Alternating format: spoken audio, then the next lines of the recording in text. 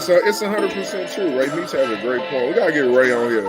He's like a philosopher of the game of basketball. We know you a busy man, Kobe, so we gonna jump right to it, man. Now it's about making sure that I'm sick and sick with it, vision and lift it. Listen, just picture it, spit and deliver it. The time froze, under current, how the grind flows. Wrist flicking, said the bezels, got a mind blown. You know how to drop beat, everything slow. You know how to drop beats and anything goes. Pull up to the spot, you might see the squad there. Pull up unannounced, then you might see a broad there. It's just seconds remaining, and I got the rock for the win while you're watching the shot clock. It's just seconds remaining, and I got the rock for the win. Thanks for watching the shot clock. The shot clock.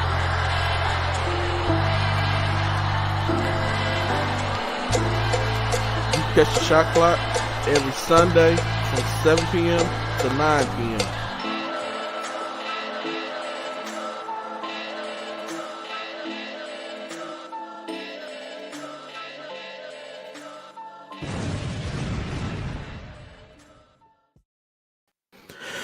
What's going on, everybody, man? G-Day Hoop Scout. We got Coach Ant Willis. We got Rob C in the gym. This is the shot clock. What's good, man? What's good, world? Y'all know what it is. It's Coach Anthony Willis checking in. Hey, go. What, Rob?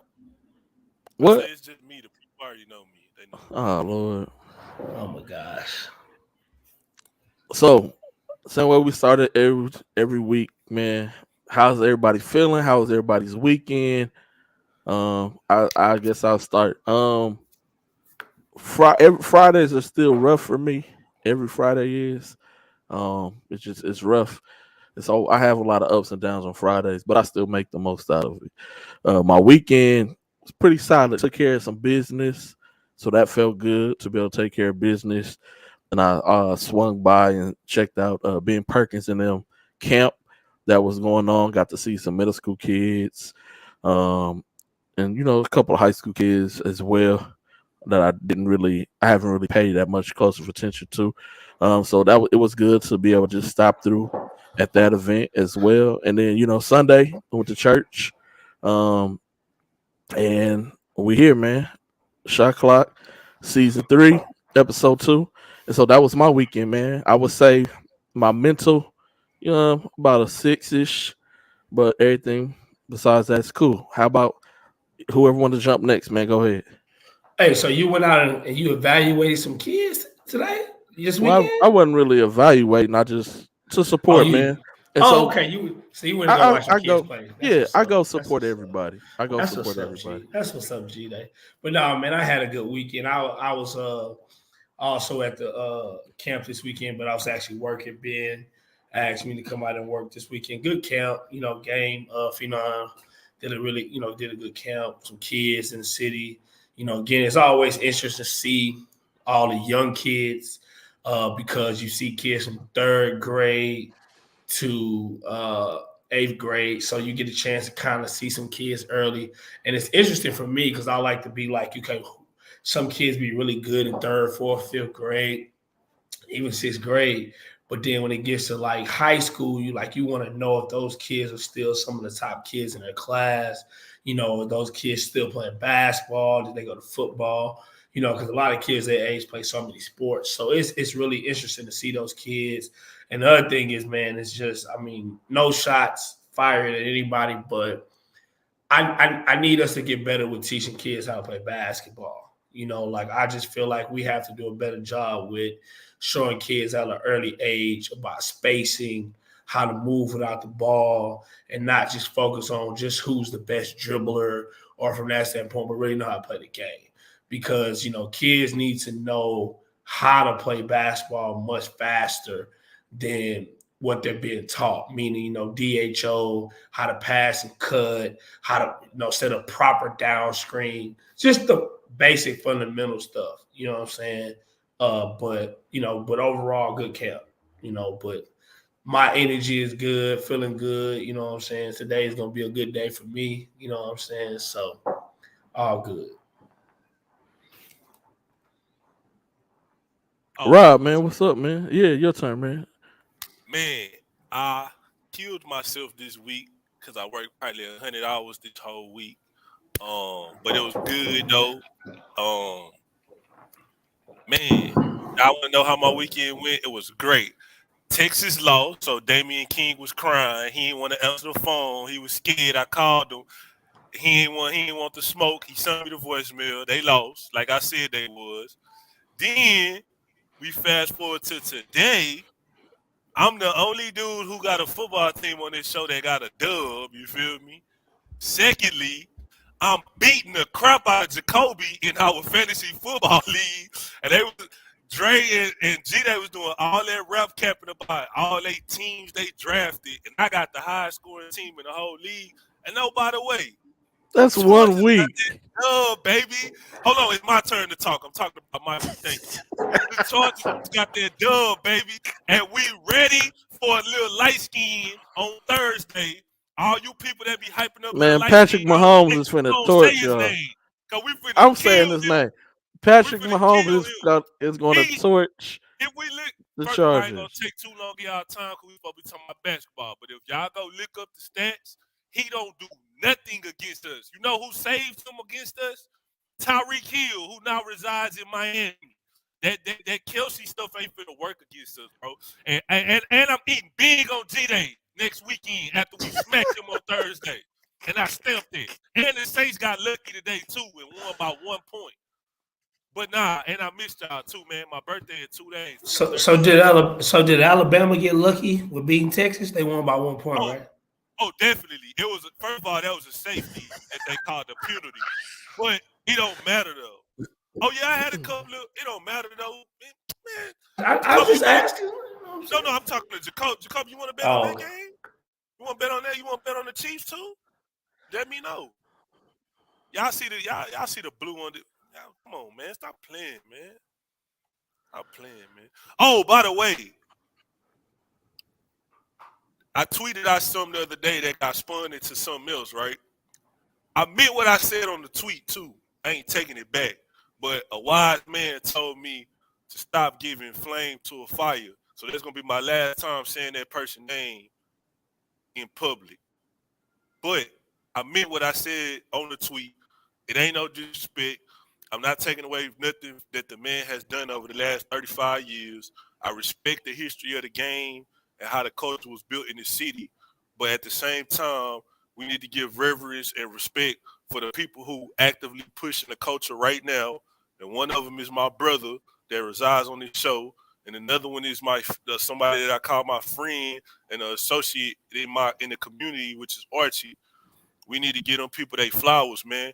We talk about, rightfully so, we talk about people in Dallas and we name drop all them people in Dallas and we disrespect the people in our own backyard. When we talk about writers, we only talk about 3 main people. And I don't got no beef with none. All 3 of them is cool with me. One of them is the OG, a legend. The other one I call my brother. And the other one, I work for his company. So I don't got no problem with no black man pushing the culture. But it's other people in this city besides those 3 dudes that's actively working to push the culture. So if you call yourself the Godfather, then you should see that and you should humbly give these people their flowers instead of disrespecting and defaming people when they actively giving your kids a platform right here in this city. So that's gonna be the last time I say something about that. But y'all know who I'm talking about though. So that's my piece. Man, Mr. Yates, sound like y'all had a good weekend, man. LSU, At baby. They LSU. Sound like y'all had a great weekend. Yeah. Miss Smith, are you a Saints fan? Is that what the yellow and black hearts is for? Are you a Steelers fan? Which one? She probably is. She on the east side, you know what I'm saying? She going down that I-10. So she probably on that side of it. But she got You a Saints yellow fan and or a black Steelers heart. fan? I know that's why, because the yellow and black, so I kind of thought it was Steelers. Maybe they don't got no And the gold. Steelers got a W today. In overtime they won Most 23-20. weirdest W ever too. Hey, A win. I'm gonna put it back up here. A win Oh is no, you just a told me win we got lucky and won by is 5 a win. points though. Y'all did get lucky, man.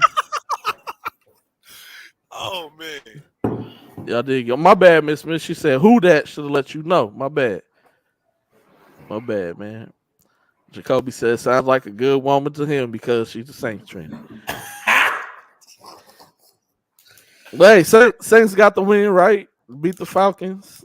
The Falcons, they messed up. The Texas is not The undefeated. Texas is they don't have a win or a loss. They got a tie. Man, how And they lose? speaking of fantasy football, while Rob was doing all that loud talking, this is 1 week so far. 1 week, Rob is the leading scorer after 1 week. But when Hey, week 9 come and and we play, Rob, they hey, did. And you should have seen them. y'all And gonna after they I'm gonna get I drafted, see. hold on, it was Rob. Am I my gonna get the draft I'm with getting the Will. win.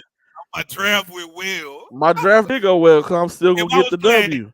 if I was playing any of them, and I'll be beating them by 50 right now.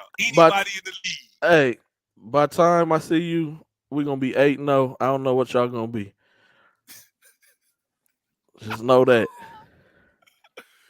Hey man, I ain't tripping, man. It's good to be on here with y'all though, man. Oh, I'd be remiss if I didn't say this, man. It's been 21 years since the tragic incident on September the 11th, man. So I just want to, give a shout out to all the people who lost loved ones on that day. Just say a silent prayer for everybody, man. I ain't realized it's been that long. I should have started off with that, but yeah. To all the people that lost their life in the World Trade Center and in Pittsburgh that day, man, we salute y'all. Yeah, no. Mr. What Dude Rob said said, that's man. Hey, Mr. Dude Mr. said it's a Dudes, HIPAA it's not. violation. HIPAA Mr. I violation. think I play you before I meet Rob, Mr. Dudes. Please tell me you got us playing before 2 on Saturday, G-Day. Man, When the the schedule schedule revealed drop, today. we're gonna drop the schedule later on Hey, today. Jacoby, man. Hey, bro, stop.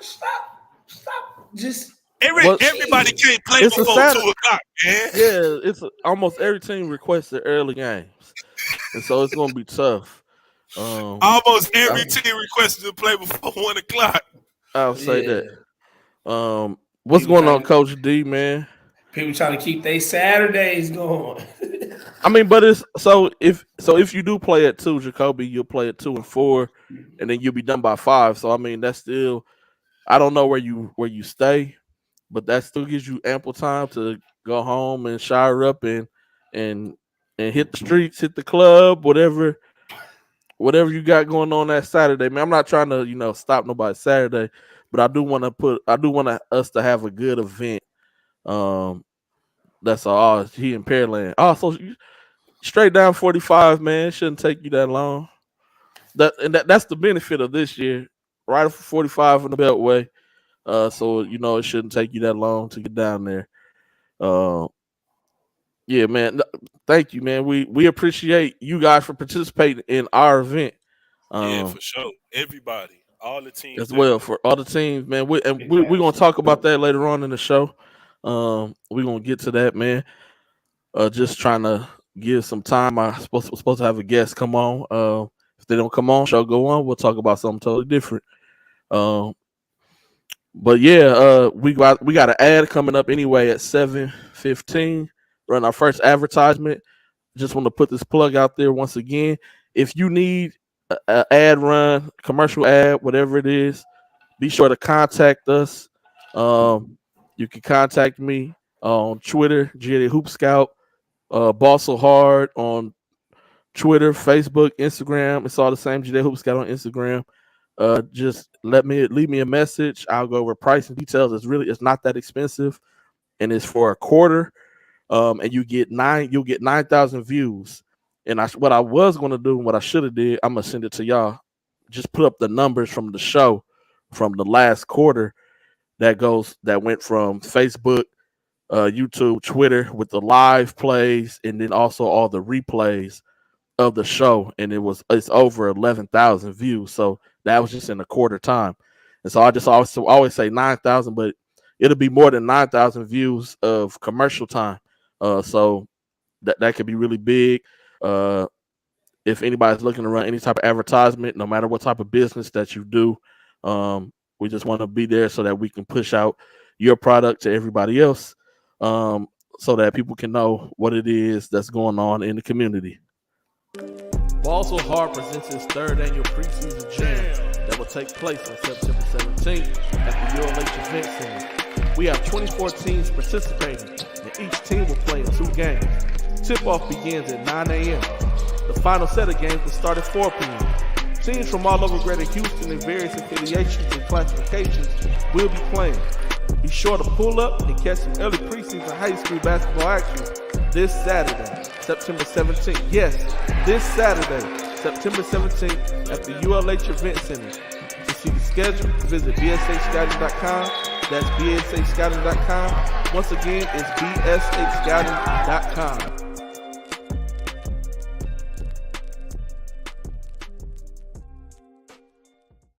Get registered for the Ball So Hard Prospect Expo today.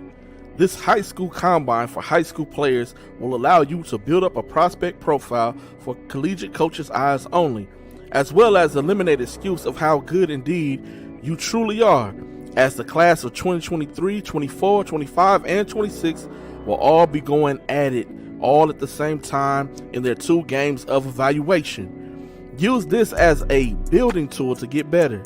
For more information, go to bshscouting.com/prospect expo. That's bshscouting.com/prospect expo. Once again, it's bshscouting.com/prospect expo and get signed up today. Registration ends September 25th, 2022. Yeah, so we really want y'all to get registered for that Prospect Expo. The reason why, man, Rob, settle. Hold on, man. Let me finish my statement, bro. No, you good. I want y'all to get registered for the Prospect Expo. The footage that y'all seen from the Prospect Expo was me and an old friend of mine. He passed away 2 years ago. We used to go around doing expos just for different AU teams privately. And give them the information that they was able to build, and we'll come back every year, and we used to just hit up different programs. And so just let y'all know this is not something that is new, something I'm just trying to do something for the first time. It's not at all. But with that being said, we got the infamous Coach D King in the building, man. What's going on, Coach King, man? Boy, why do you got Hey, man. Listen, this is why I got that hoodie on, man, because I am proud. All right, I'm proud to wear this. All right, I told y'all, the line was 21. All right, we're not getting beat by no 21. Respect us. All right, respect us. Man, honestly, we're just gonna keep it above. They snuck out of Austin, Texas with a win, bro. They snuck out of Austin, Texas with a win. They better be glad them dirty blankety blanks hurt our quarterback. I'm not gonna curse on the show no more. They better be glad they hurt our starter, bro. They better be glad. With all that said, yo, we 1 tackle away from smacking them dudes. But Rob, are you doing all that finger pointing? This is what I want you to know. This the number I want you to know now. 25. We are in the top 25 after an L. That lets you know we are back, baby. We are back. Let's go, man. Come on, man. Let's move on, man. You told me. Let's go, man. Hey, you see how boys come on. Let's go, man. The narrative. When I said, I had to put the hoodie on, boy. He said that didn't mean that, but now he's hyping up a loss and getting. Hey, man, listen. I'm ready to run through this Big 12, dog. I'm ready to run through this Big 12. D-King, you ain't cursing. We wanted to, man. We wanted to. I'm not cursing right now. We wanted to. You 0-2 this weekend because the Jets got blew out today too, partner. The Jets got blew out today. Listen, I ain't gonna lie to you. I'm a realist. You feel me? I'm a realist. I peeped. We had old JoJo at quarterback, man. When Zach get back, we gonna be good. My boy Michael Carter looked good today. Come on. And Lamar, anybody who played the Ravens, that you might want to you on mute, Dodo. anybody who play the Ravens, you got to be cautious. Because Lamar trying to get that money. Lamar trying to get that money, so he ain't messing around. I appreciate it. Listen, but here's the I can't say the word, but I can't even see we on the show and get replayed and stuff. I can't say what I wanted to say about that school in College Station. But the feds got you. You got them. Yeah, I can't say because it's not politically correct what we call them. But let me say this. Hey, I will say, man, my boy Vernon got to play a better game, man. He didn't play a good game on that D line, man. Vernon got to play a better game, but I like what I saw. But this what I don't like. Our quarterback got 4 to 6 weeks, bro. That's gonna be tough. That's gonna be tough, man. But I like it. I think we playing the right way. I think we got the right identity. Defense was flying around out there. We was flying around. Come on, receivers making plays. Oh, come on, man. Come on. It's all good. Listen, this is what I'm saying though. This is what I'm saying. When y'all play that school from Tuscaloosa,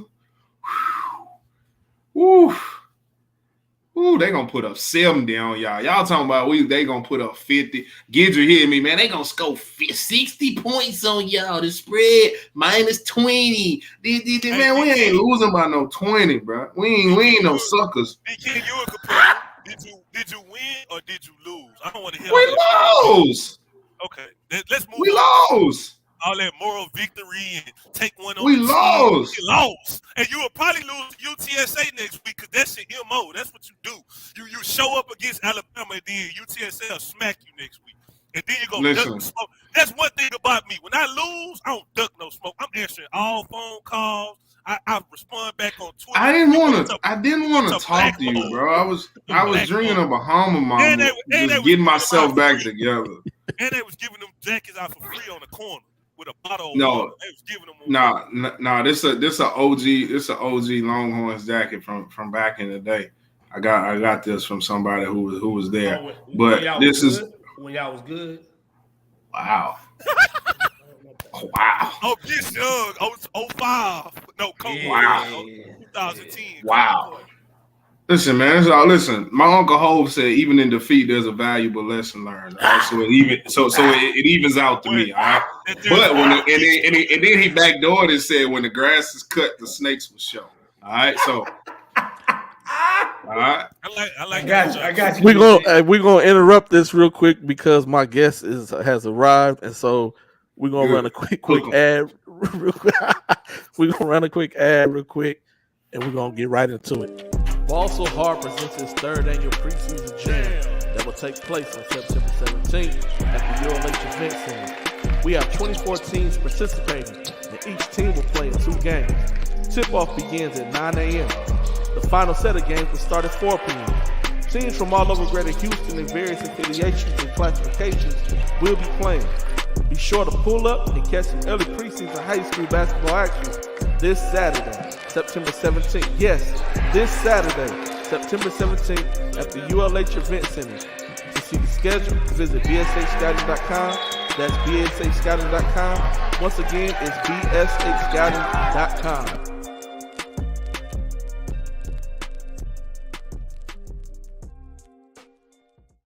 Get registered for the Ball So Hard Prospect Expo today. This high school combine for high school players will allow you to build up a prospect profile for collegiate coaches' eyes only, as well as eliminate excuse of how good indeed you truly are, as the class of 2023, 24, 25, and 26 will all be going at it all at the same time in their 2 games of evaluation. Use this as a building tool to get better. For more information, go to bshscouting.com/prospect expo. That's bshscouting.com/prospect expo. Once again, it's bshscouting.com/prospect expo and get signed up today. Registration ends September 25th, 2022. Well, my guest was on, but then I don't know what happened. He hopped off. So if he hop back on, we'll get to it. If not, we got he has an Android, bro. He got my child. Oh yeah, He just texted Gotta me, watch said it. I couldn't hear it. He couldn't hear it. Yeah, Come He got on, a, he yes, got you an got that flip Android. cricket. yeah, you gotta watch out for him. He'll destroy your group message. That Android. Hey, you not lying, DK. I hate when dude like you text and then like a dude show up. I'm like, come on, bro. Like, Yo, we got one. Why are you messing this up, bro? We got one at my job. I think he might have a Windows phone. Like his texts come to a whole separate, like it just come individual. I'm like, bro, like why is your text individual? Like I don't want to talk to you, man. Don't So, want to talk to you, man. so Coach No, Watson, Coach Paul, what's up, man? No, but Yeah, what's going on, all the coaches, man? Around Android, you can about respond. 8:15 ish. We'll release the schedule stuff. Go ahead, Ant. Keep talking. With Androids, you can respond to a group to everyone individually. You can actually make that like how you want to respond to the group instead of inside the group. That's nasty work. That's nasty. I don't like the fact because if you want to add somebody to the group, you can't do it once you put the Android in there. You gotta start that joint all the way over. Yep. So everything we talked about before, everything. No receipts. No receipts. Terrible, After man. that, no receipts. That's terrible. Yeah. Hey, Y'all see that? who? Oh man, come on, Rob, Y'all bro. see that? Hey, for tonight, Coach Watson, I got the Buccaneers beating Hey, DK, why the Cowboys because I got the about, Buccaneers defense, and then I got Fournette as my running back in my fantasy league. I'm trying to get away from this Rob football crap. I got Mike Evans. I need Mike Evans. Jay came out on my head. He came out smoking, bro, with St. Brown. And then Christian Kirk is who he had that was cooking. My dudes didn't really show up. So I need Mike Evans I just need him to score 9 points and I get the dub. So I could be 1-0 in the league, to salvage my weekend. Hey, but this is what I was gonna ask. Did we decide what we what we winning? What we got? Oh, I don't know. Might want to put no bread up. What y'all want to do, man? Y'all let me know, man. Y'all know I'm on fixed income. You can't just be can't just be throwing money out there. All right, I gotta get an SSI check. You can't just be, can't just be doing all that. Hey, Mr. Dudes, let me know, man.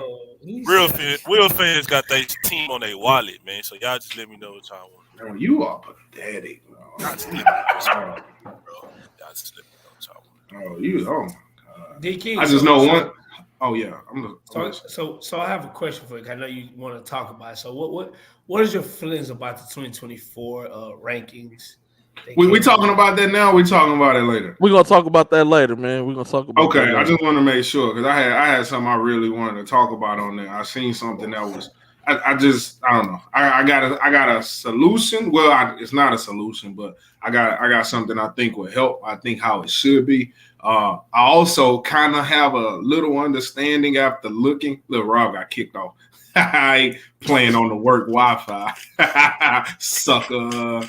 I also kind of got an understanding of why certain guys are there. I don't really think they're too bad, but I also don't. I don't know. We definitely we'll talk about it. We'll definitely talk about it. All right.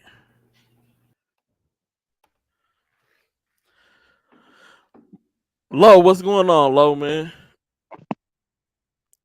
Hey, what's happening? All right. Good. I can hear you. I know you just said that you just got back in town, man. How was the trip, man?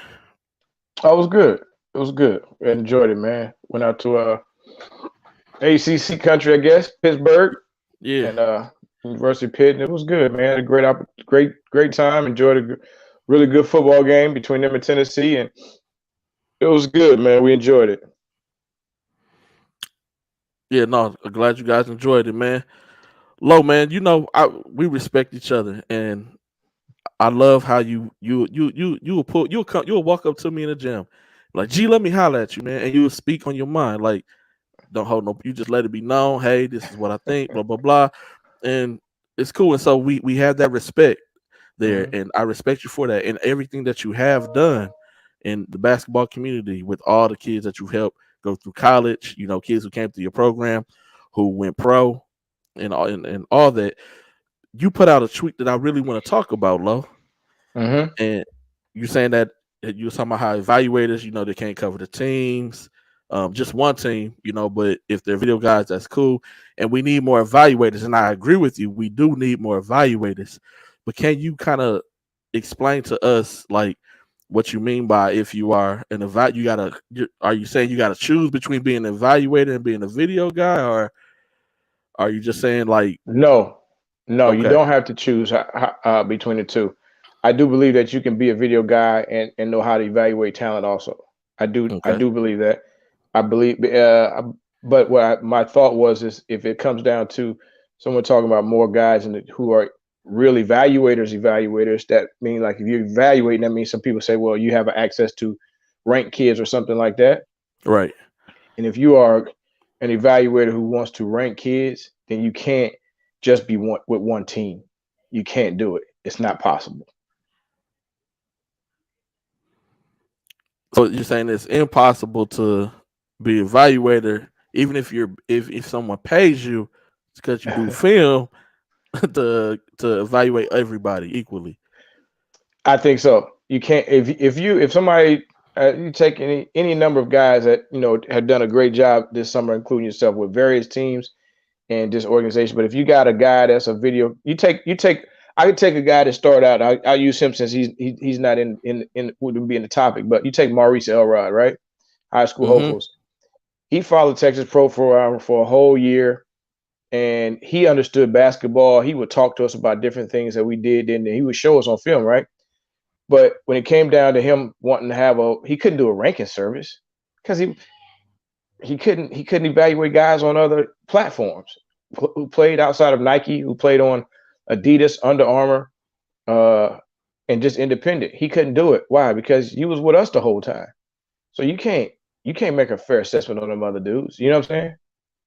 That's just the way I look at it like that. But if you're a true evaluator, then you're going to make sure that you go to all of the events at some point in time to make sure that you're able to fairly assess the level of competition that all guys are playing against, and it helps you to be able to have a better understanding on levels and who can do what and talent, if that makes sense. No, it does. It does. I'm with you on that.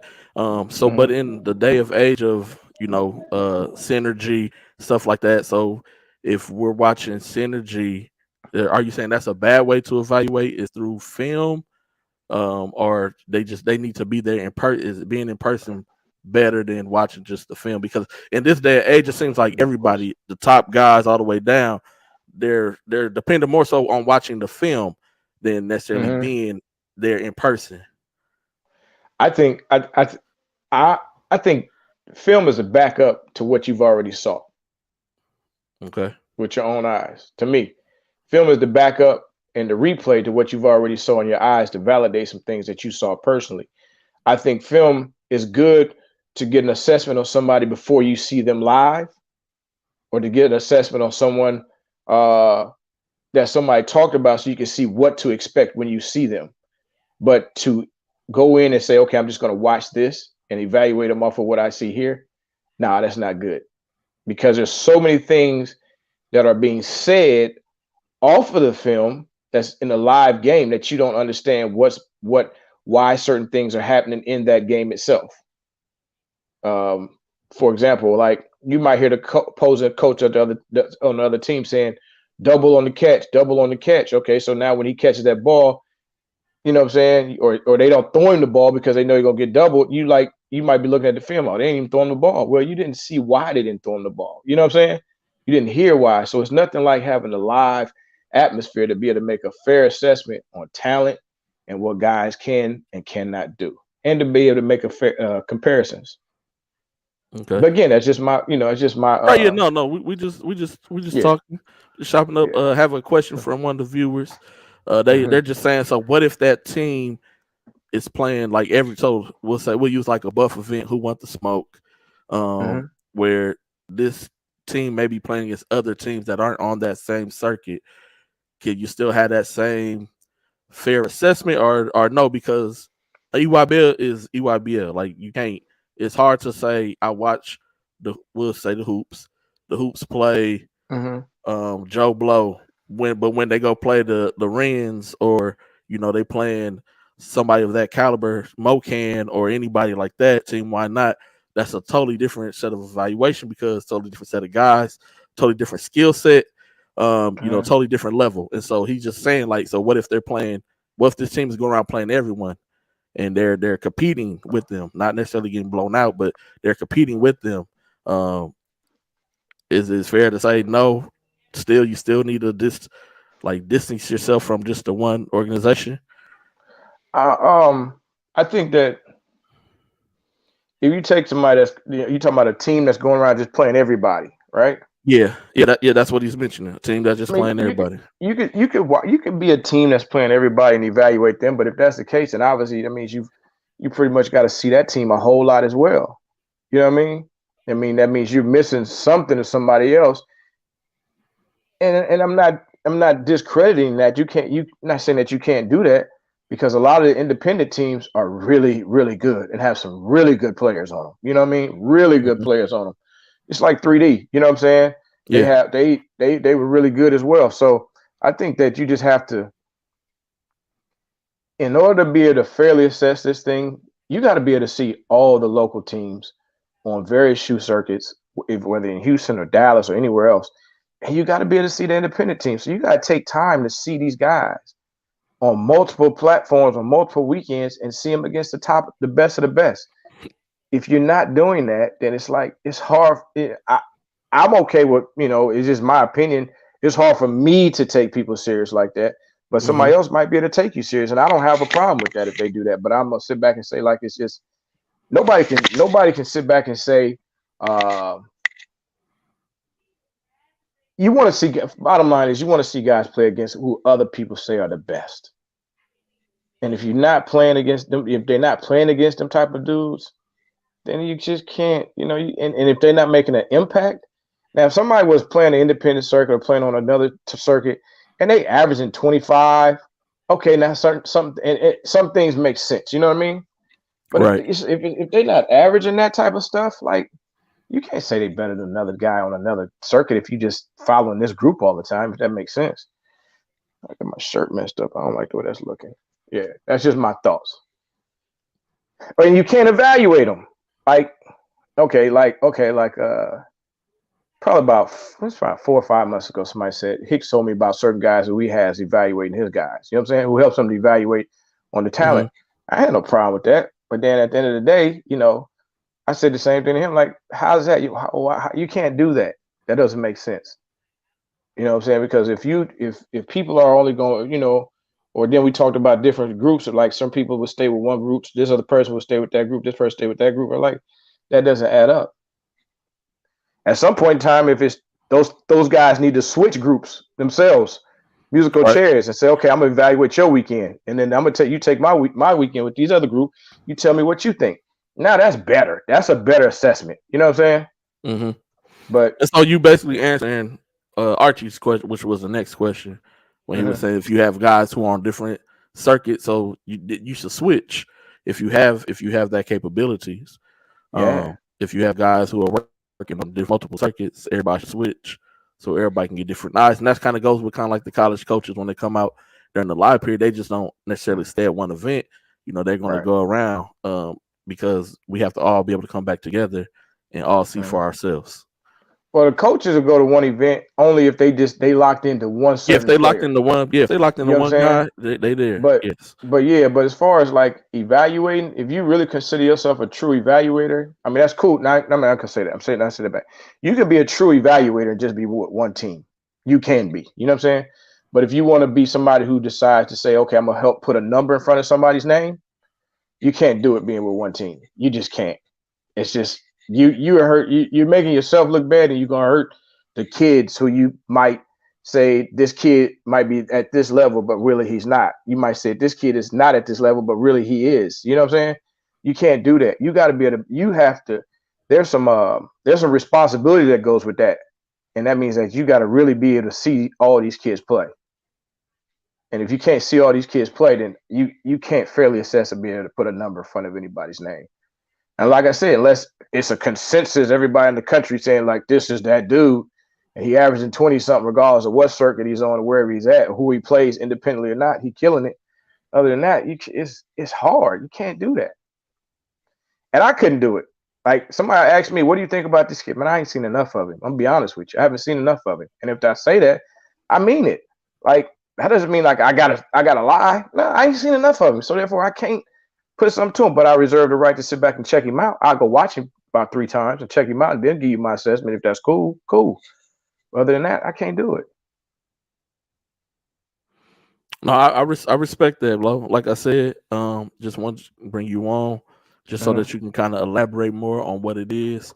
You know, you and we have conversations all the time. Yeah. So I know where you come from. I know how you are, but other people may not. Yeah.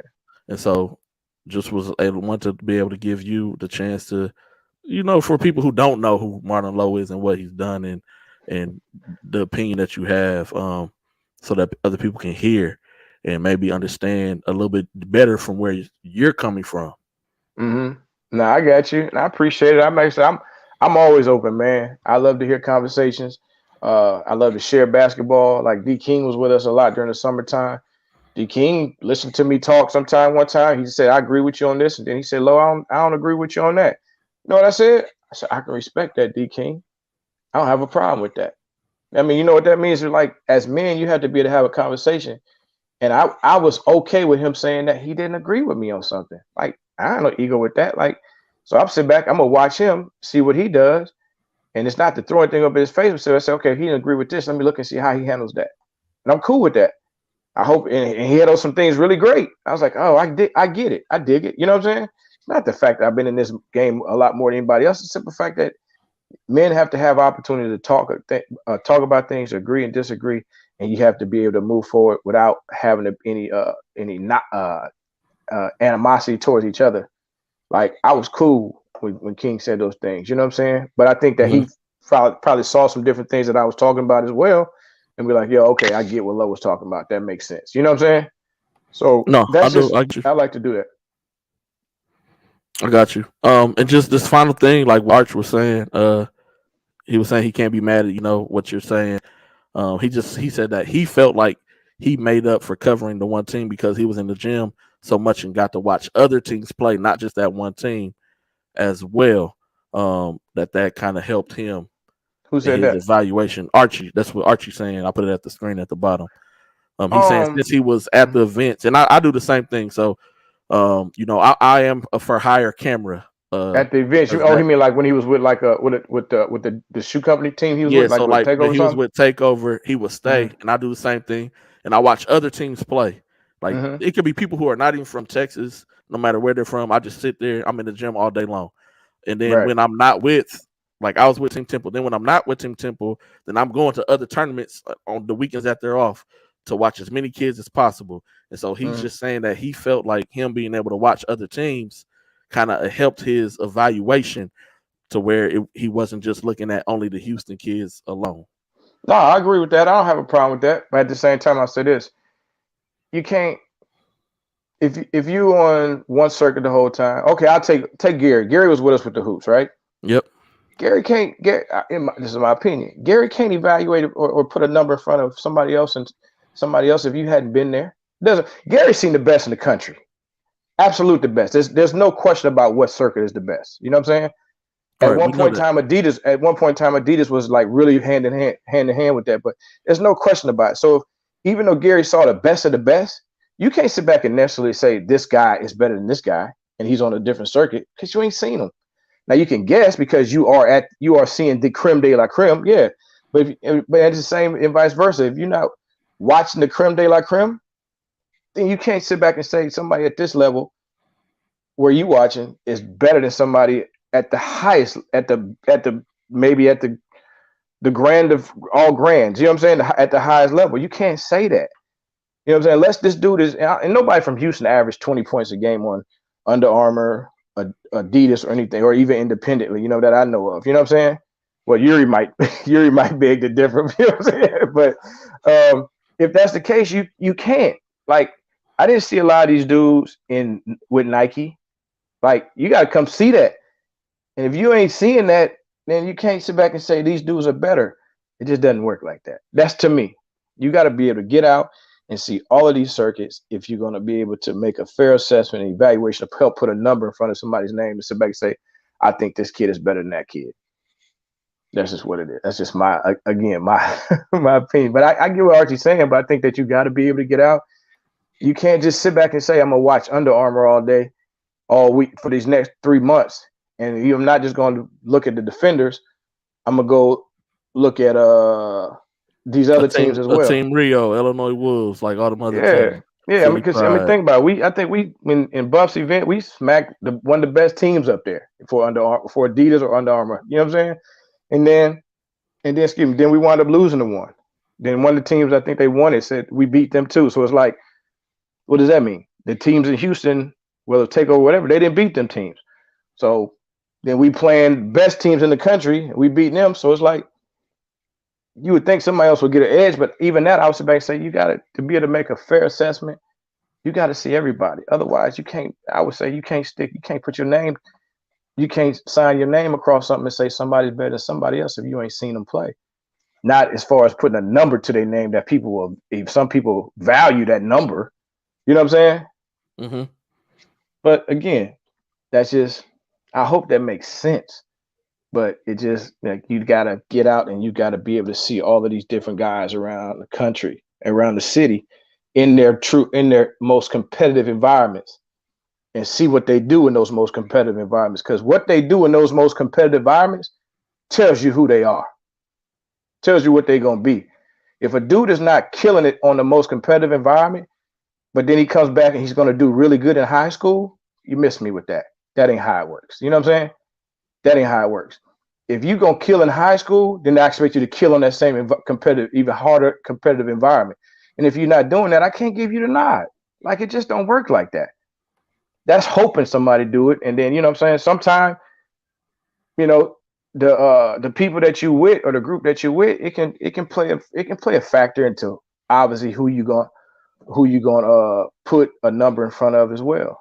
Because you with them all the time. You feel like you're close to them. You want to see those guys succeed because you're watching them all the time. So you want them to do well. So you're gonna try to I'm gonna try to put this guy right here. I like him anyway. So I ain't seen these guys here, but I've been watching these guys and I seen him play against this other guy that did pretty good last week. So I'm gonna give him a number 3 or 2. You know what I'm saying?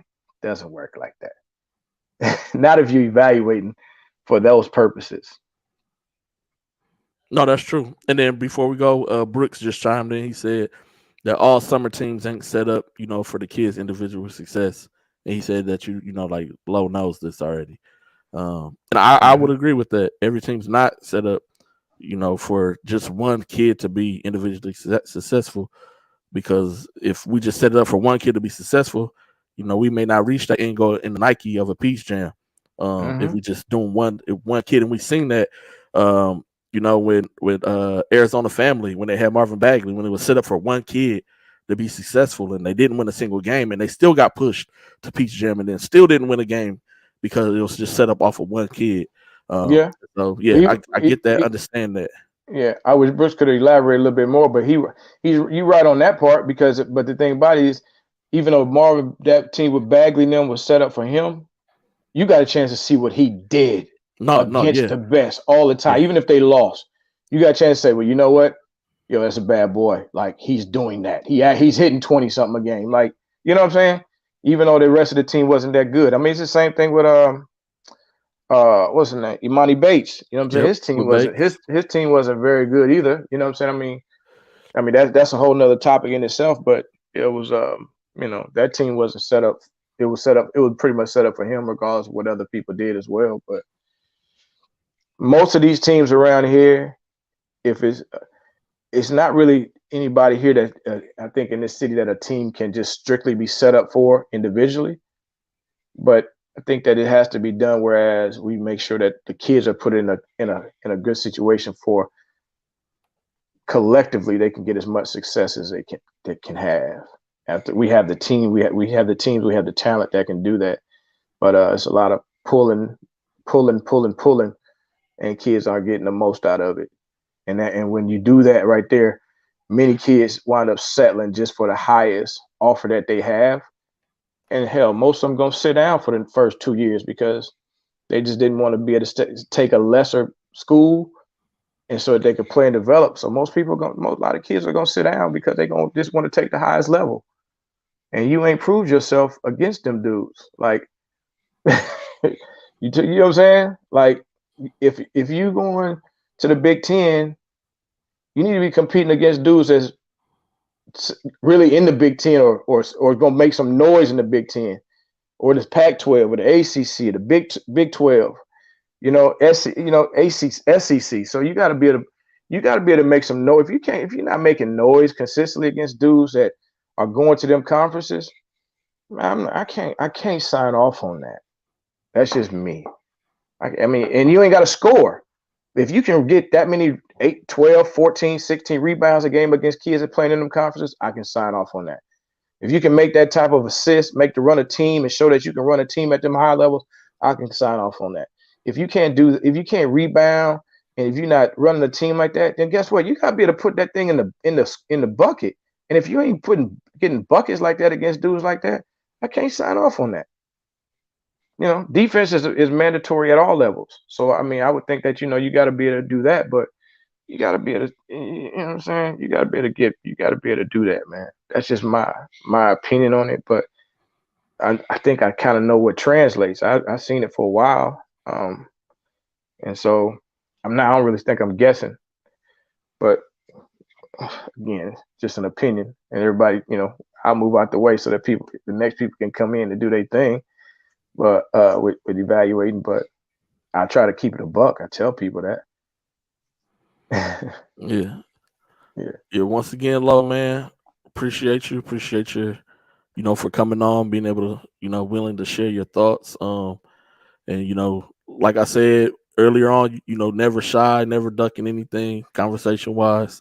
Will come up to you, let you know how you feel, regardless. You not caring if you care how the other person, just because like you said, as men, you should be able to have those conversations.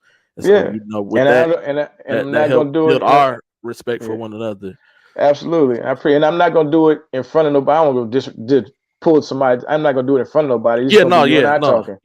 So that you can tell me. So you'll never be able to say that I fronted you out or did nothing like that. It's the same thing with you. Somebody you might say, "Let me holler at you." I'm gonna let you know. You can tell me you disagree with me. I'm like, I'm gonna ask you why, which is gonna lead to some questions, and it might be why you say, what, that makes sense, G. I agree with that. I apologize, or I'm gonna clean that up. You know what I'm saying? I'm gonna clean that up because it just, to me, that's what men do.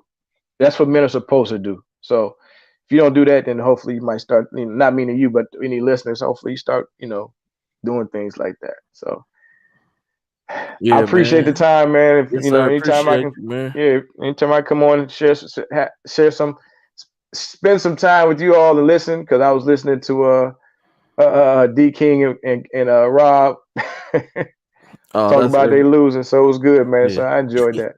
All right. Yes, sir, man. Hey, after this break, we got what you talking about, Willis, coming up, man. Appreciate you, love. Also, Hard presents its third annual preseason jam that will take place on September 17th at the ULH Event Center. We have 24 teams participating, and each team will play in 2 games. Tip-off begins at 9 a.m. The final set of games will start at 4 p.m. Teams from all over Greater Houston in various affiliations and classifications will be playing.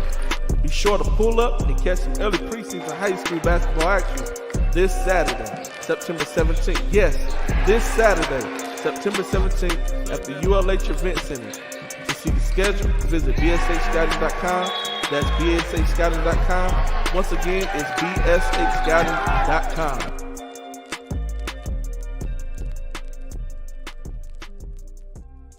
That him! What are you talking about? What are you talking about, Willis?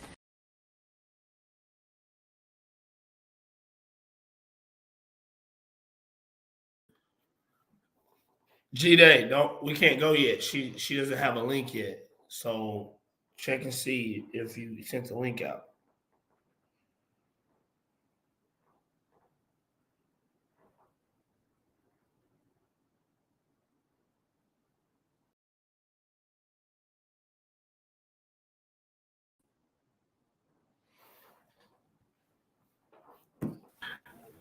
Hey, that's a turnover, G-Day. I want you to know that. They go in the stat sheet as a turnover. All right, Luke, unforced turnover. All right. Dribble it off your foot in transition. Yeah. Well, I wanted to ask a question because what I was trying to understand is that is the evaluator only judged off of like just summer ball, or is it year round? The other thing I wanted to ask is that like, are we basically saying that if a kid is not playing on a national circuit, you know, EYBL, UAA, Adidas, Man, I from wasn't that looking standpoint. at y'all private chat stuff, man. Yeah, no problem. Does that mean that like when you come back to the city, meaning like, we played y'all, D King, we played the hoops. We played every one of y'all teams. We got smacked at the beginning of the season. And then the 17s played against JL3 later on. Then we played, the defenders. So we didn't play on any of those circuits, but we got a chance to play everybody. Okay. So I feel like whoever's watching that game got a chance to evaluate a kid playing against high competition guys. Then we go to Who Wants to Smoke. We got other teams from various, different Man, stop circuits. talking about yourself, man. Let's just say in general. You keep saying we. I didn't say Dang, man. It ain't about you all the time. Jeez. D King, first and foremost, I didn't say we. I said I heard. Did I not hear we 4 or 5 times? When I say we, I'm talking about everybody, boy. I said No. We at everybody.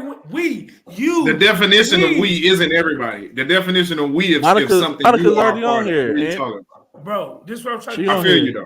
When I say we, no, I think you have a great point. Everybody would smoke, and this is my point: is that the number 2 top 5 guy in the country, whatever, played on the NY to LA. He's going to Michigan State. He's in the top 5 or whatever number they in the country. He's top 5, top 10, whatever. Who? Xavier Booker. He going George to Hill Michigan on State. Indy. He played with George Hill. He played on an independent team. All right. Year before, Anthony Black played on an independent team. What I'm trying to figure out is, and it has nothing to do with the AAU.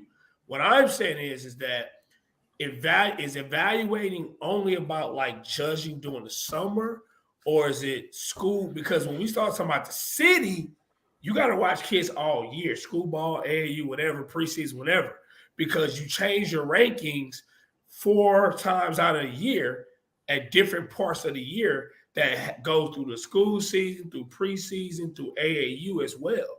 So you're looking at multiple things. I think on a national level, okay, I get it, because you're trying to see these kids nationally play against national talent. You know what I'm saying? Guys like on the EYBL who are nationally good. So I'm just trying to figure out which way, we're trying to say evaluating. But I also think that is I also think the evaluator, like Lowe said, has to get around, right? And he has to have been around. So in order to evaluate, you got to know what high major dudes look like, right? Without somebody having to tell you. You got to know that the Booker kid, or however I think it's Booker, the Booker kid is freaking 6'11". His head touches the rim. He protects the basket at a high rate. He finishes over guys. Shit, he'll get a rebound and push it up the floor between the legs, finish. Like you got to know that there aren't a lot of those in the country. And the 6'10" dudes who are in the country, a lot of them aren't doing that. So you got to be able to say that, right? The Dennis Evans kids, who I don't think he's good, but he's 7'1" and he can make a 3 or whatever. I just think you have to have seen that before in order to be able to be an evaluator and to be able to put this ranking on that kid.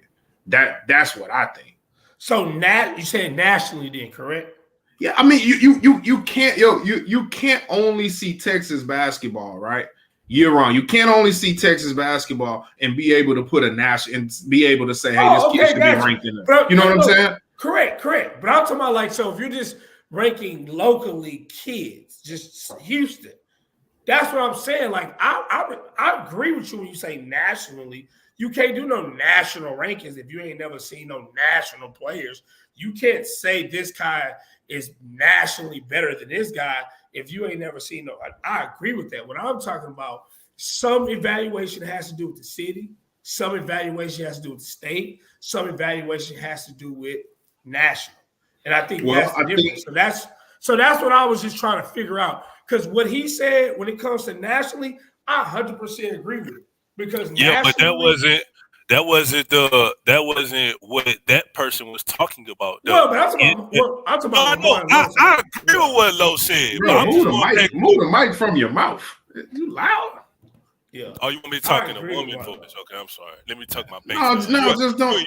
Man, having a bass. I didn't say you were bassy, bro. I just said you was loud. It was coming off like really loud. That's all. I just said, move, bro. I don't want no beef with you, bro. I'm not saying anything about beef. I just said pull it away from your mouth. You had to. That's all I'm saying. If we talk about nationally, I agree with everything he's saying because I get it. You have to be able to see national kids from all over to be able to nationally rank. I think even from a state standpoint, you got to be able to see kids all over the state.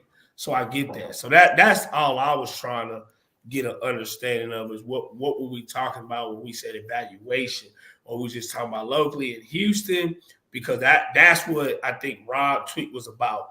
If we're talking about nationally, okay, differently in state, okay, differently situation. I get it. Whole different conversation. Locally, because the dude said we don't have good writers in the city. Are you ready for what you're talking about, Willis? But he's only going to say you're a good writer if you write about his kids. Yeah, that's how a lot of people. That's how a lot of people feel. Because listen, G-Day wrote many articles about Jerry Harris, and he did videos about him too, and he still won't get a man respect. And Archie too. Archie talks about Jerry Harris. Archie talked about Keelan Dorsey more than anybody at TABC, and he still won't give a man respect. He only gonna give people respect who he gives some. I don't want to get into all that. Who cares? Yo, let's stop talking about this guy. I'm having a good day. Can we move on? He gets too much attention. That's why I said at the there are a lot of there are a lot of really good people in high school and summer basketball in the city of Houston who don't put on a damn a circus. All right, who deserve attention and should be talked about. So let's move on because I really want to get to my guest. Yes, we will. So first up, we got what you talking about, Willis, and after that, we're gonna have the King No Crown. That him! What are you talking about? What are you talking about, Willis? What's good, world? It's Coach Anthony Willis, man, and I'm here today. I have a special guest today that is very dearly to me. My queen, the person I love. So I have my wife, Monica Cuellar Willis. Today, I just want to kind of give her background before she starts talking. She has a bachelor's in rehabilitation, has a master's in sports management, has a master's in special education as well. She also did 7 years of teaching, 10 years of coaching basketball, volleyball, and cheer coach, and 8 years of training, strength conditioning, and injury prevention and recovery. And also has a lot of experience when it comes to sales. She's worked in the sales field over 10 years plus as well. So I'm here today to talk to her about some special things, man. So, Miss Willis, what is your special announcement that you would like to announce? Yeah, so first and foremost, thank you for having me on the show. I'm really excited. My announcement has to do with an organization, company, consulting business that I've started called Temple Sports Management. So, ta-da, Temple Sports Management, that's coming, here this year and into 2023. So what is Temple Sports Management? So first, I would just want to clarify that Temple Sports Management is not a sports agency, at least not right now. But, TSM, what I'm going to call it for short, is focusing with athletes, working with them, helping them brand themselves, and teaching them about financial literacy. Got you. Okay, that's good. So to go in a little bit depth with that, why are you creating TSM? What was the whole purpose of it? I mean, the whole purpose behind it is due to NIL. NIL is a game changer for a lot of our athletes. Those of you who are not familiar with NIL, it's the opportunity for athletes to monetize off their name, image, and likeness. And, a lot of our athletes who don't go high major or mid major don't have the resources that those athletes do. So we want to be able to come in and just guide them and consult them on how to brand themselves properly to attract, sponsorships, ambassadorships, and also, because of limited resources, because they aren't at that high level, teaching them how to, now that they're monetizing, reinvest that money to build generational wealth. Got you. Okay, so what are some of the different? Well, first of all, I think you kind of talked about a little bit of like what's the goal for TSM, but I mean, do you have in depth more of like what you're trying to reach, or you basically just explained it from that standpoint? Yeah, for the focus primarily is to utilize social media platforms to properly monetize their brand, making sure that their Instagram pages, their Twitter pages look professional. The content that they're posting is going to be the right content at the right time to attract those sponsorships and ambassadorships. That's number one. Number two, educate them and inform them how to invest the money that they're now gaining from monetizing through NIL. What does that look like for them? Teach them to use their money to make money for them while they're sleeping. Who doesn't want their money to make money for themselves while they're sleeping? And then the third one, which is the most important to me, is to have them start building generational wealth. One of the major goals that our athletes, once they've graduated, this is one of the major goals for TSM, is that once they've graduated, gone through college, 4 years, that they have enough money to, number one, buy their first home or purchase their first investment property. And those of them who are blessed enough to play professionally, then start building their real estate portfolio, whether it's investment properties, a couple of, their first home, working with local businesses, teaching them to have a wide range of investment, assets, things like that. So, that's the primary goal for TSM, is to make sure that they're building generational wealth, that when they do retire from playing basketball overseas or wherever it may be, that they have businesses already running where they don't skip a beat. Money's never going to be an issue for them. Got you. Okay. So what are the different things you would do or services you will have? Like meaning, are you going to put on different events? Will people in Houston, from all various across the Houston state, will be attend? Like, what are you going to be doing that will allow people to get this information? Yeah, so what I want to do is I want to put on workshops and sessions for, not just the athlete, but the parents as well. I believe the parents need to be involved, especially, when they're still in high school, because there are opportunities for some of our more elite high school kids to monetize off of NIL before they're going off into college. But through those sessions, we're going to connect them with the right banks, with the right financial advisors, the right local businesses to help them attract those sponsorships and ambassadorships, real estate agents, the right lenders that are going to have their best interests. You got to make sure that you partner with the right people to help build your brand. Gotcha. Okay. Well, I mean, that's all the questions I have. Do you have anything else, that you want to add to what you've been saying or anything like that? No, I mean, I'm excited. We put on a workshop earlier this year, right before school started, with some of our juniors going to be seniors and some of our college seniors that are not going to play pro. We were able to do a mini workshop and it went really well, which is why, I think right now is a good time to, really launch Temple Sports Management. Got you. Well, again, thank you for coming on. Thank you for, providing this information. Definitely look forward to this happening, and things like that. So again, appreciate you coming on the show today. Thank you. All Thanks right. for having me.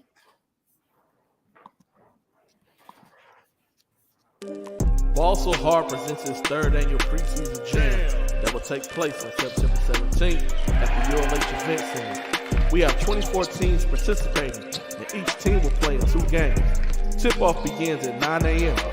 The final set of games will start at 4 p.m. Teams from all over Greater Houston and various affiliations and classifications will be playing.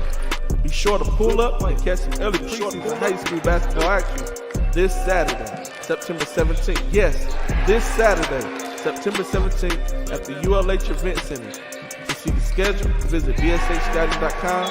That's bshscouting.com. Once again, it's bshscouting.com.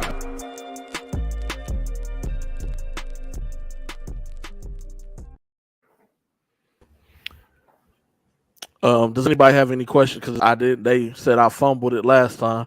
So does anybody have any questions for Miss Monica before we move on to the King No Crown? Will there be tamales at the freaking I told you, man. I told you. At the preseason jam. I was looking. I heard everything that was said. Tuned in. I'm locked in. I did not hear that T word. So just so that you know, a lot of our sessions and workshops will have food. So yeah, will they have those tamales? Yes. Okay. All right. Let's do that. Yes, sir. There, yes. We locked in. And if you're going to be at the event this Saturday, we will have tamales there too. I'm in that thing.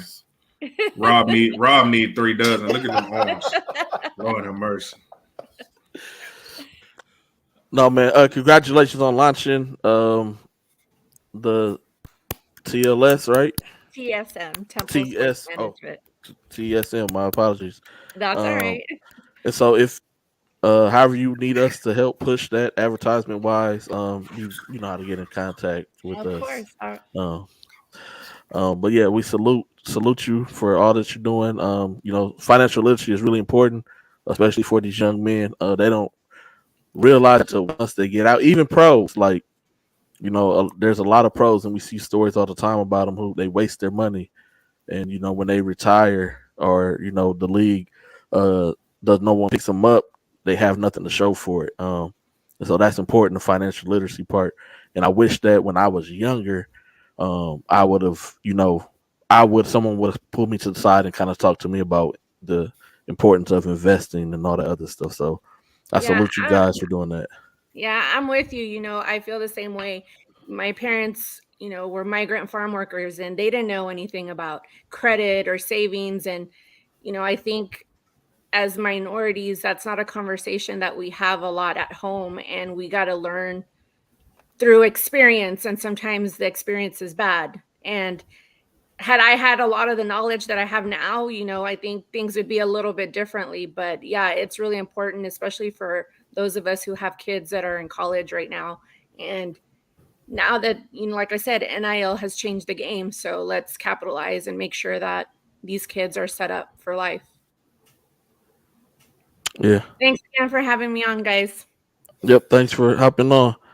Thank you. Man, we about to hop into the very first segment ever of the King No Crown. Let's go.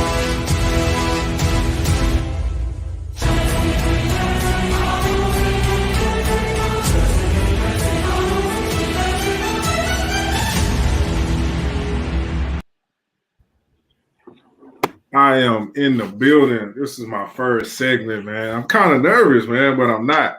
Not nervous, man. I got the great coach Stephen Woods from Hightower High School. Got the big H on his chest.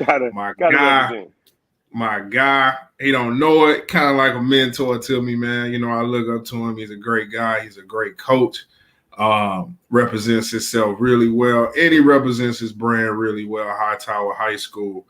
Coach Woods, man, you're my first guest. Yes, that's my picture, man. That's one of the best pictures from the summer that we had. That's me peeping over your shoulder while you putting something great on that clipboard, man. Coach Woods, how are you, man? How are you? I'm doing great, man. I just I couldn't get no theme music. You can take part in mine. It's like a tag team match.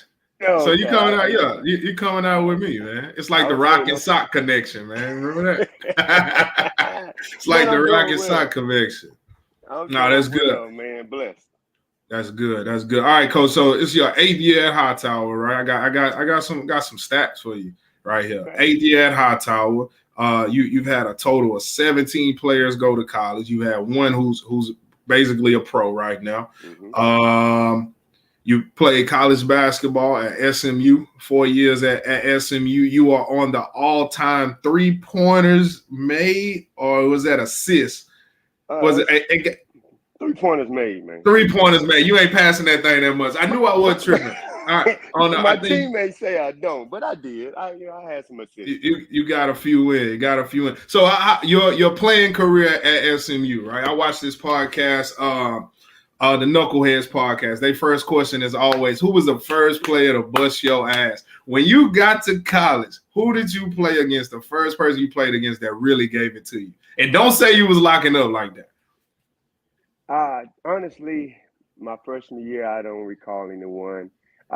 We played, in the conference we was in, the WAC. I played against every team had a pro on it.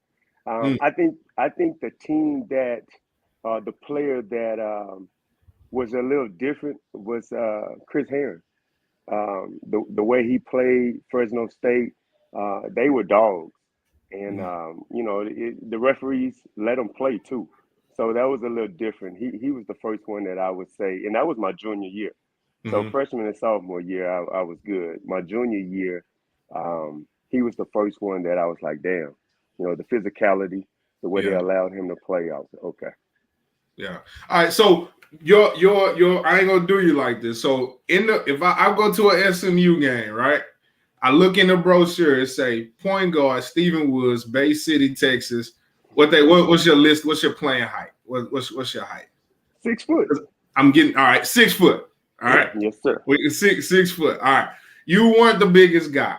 What helped you, and what is something that guards players your height who aspire to be Division I ball players like you were? What is something that you were really good at? Something you made sure that you did that helped you be successful at that level? I was a leader on the court, so I was very vocal. I took pride in defense. I tried to be perfect on offense, and I know no one is perfect, but I took pride in not turning the ball over, being a good teammate. And when it comes to offense, I mean, I was very fundamentally sound. I wasn't flashy, but I can get my shot off. You had to be 6'5" with long arms to stop me from shooting. If I'm wide open, I expect to make it.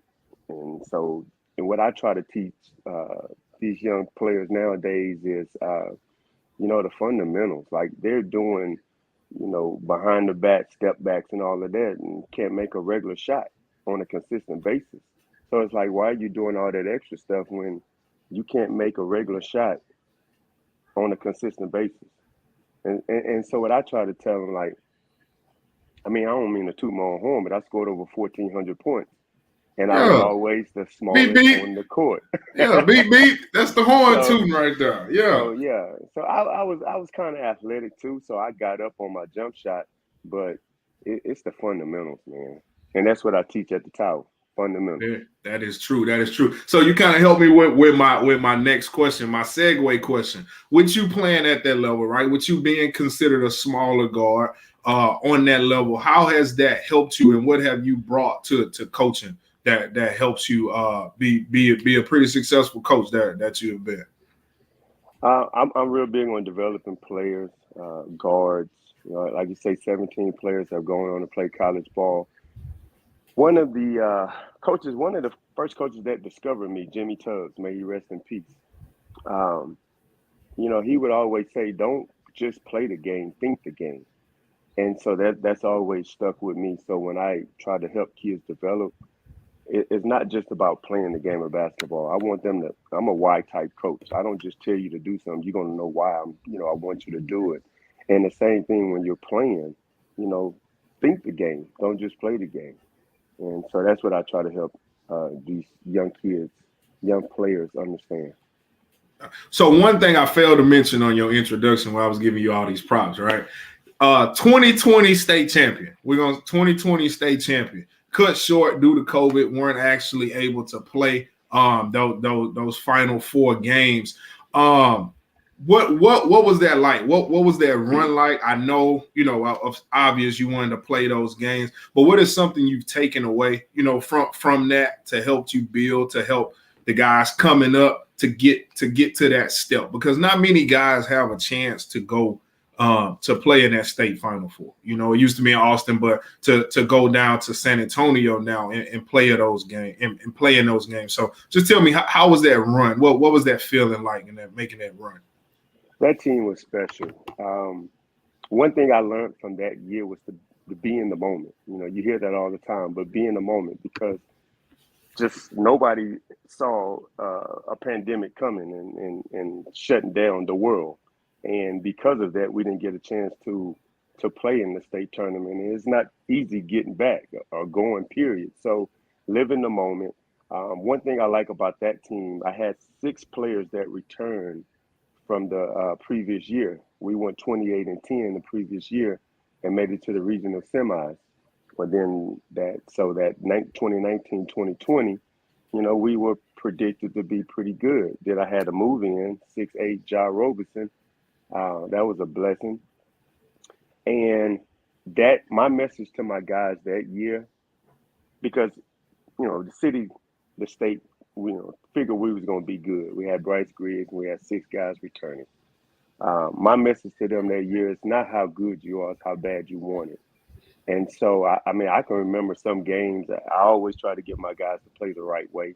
And I felt in one game vividly, they wasn't playing the right way. I thought they was playing a little selfish, playing for the crowd, call a timeout. And I told them, I said, guys, look, I hope we lose. I hope we lose and continue to play the way you're playing, and you'll see. And when I tell you this team resiliency, did not want to lose, after that timeout, I think we went on a 15-0 run, and we won the game. And so, we had great leadership: Christopher O'Neal, Chris Harris, Cameron Collins, Bryce Griggs. That's 4 point guards right there. So that's 4 coaches on the court.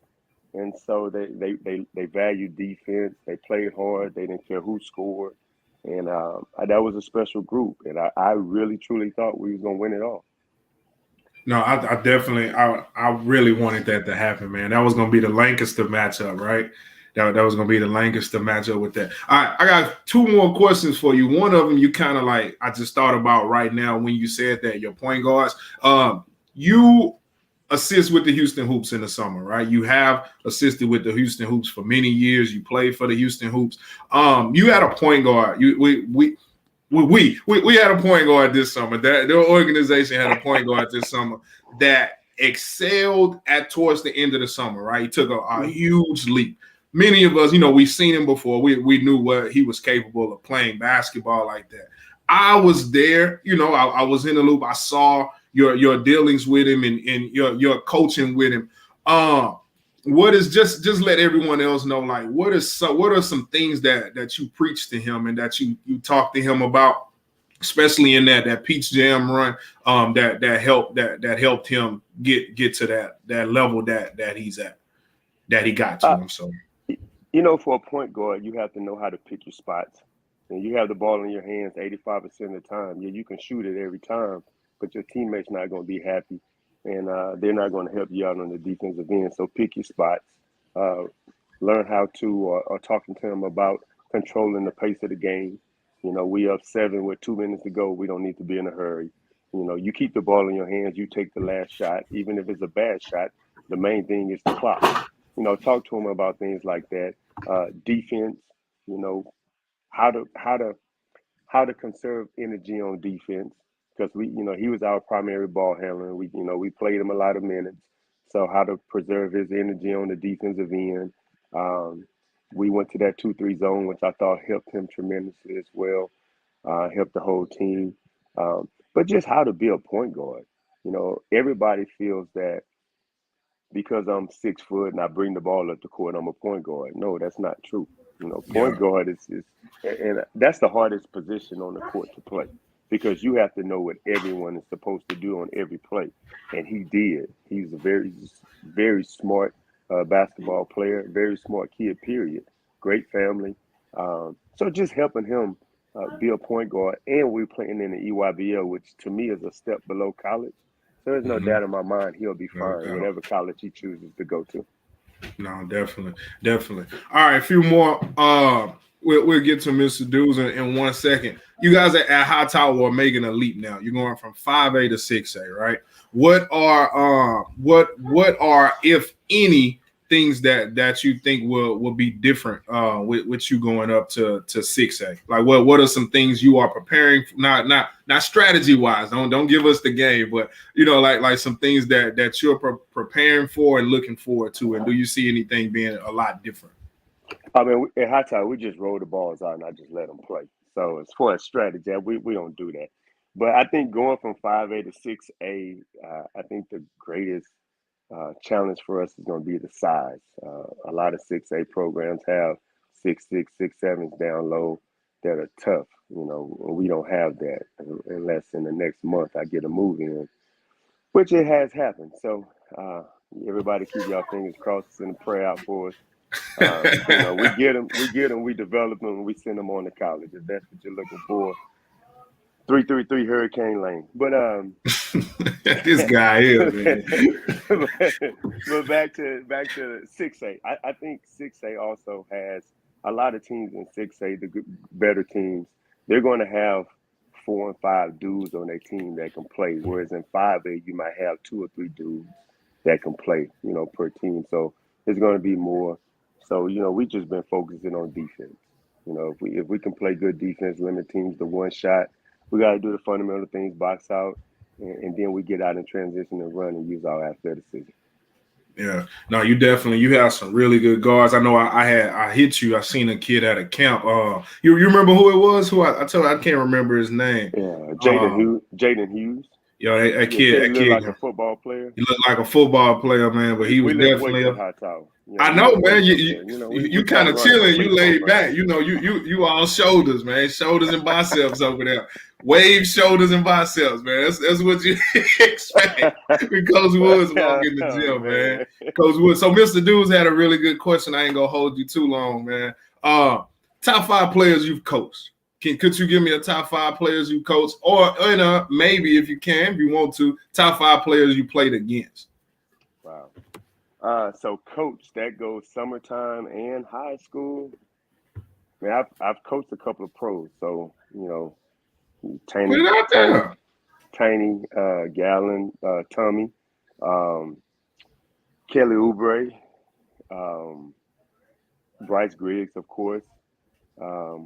Another one that a lot of people don't know about, Marquise Houston. I had him when I was at MacArthur. He averaged 22 for me at MacArthur. And the crazy thing was everybody felt that he was all we had, but yet they couldn't stop him. And so that's why he's in that top 5. I say I've coached or helped over 40 players go to college. So, to name the top 5, I think I just did. That's good enough. Yeah, that's a good top 5. Give me 5 guys you played against, man. That were really. I know you named one from Fresno State. That you played against. Give me 4 more that got at you. Skip, but Skip wasn't the same Skip as he was, in on the playground. Right. He Caucasian told because in practice he would be throwing those passes, hitting his teammates in the face with the ball. They didn't know it was coming.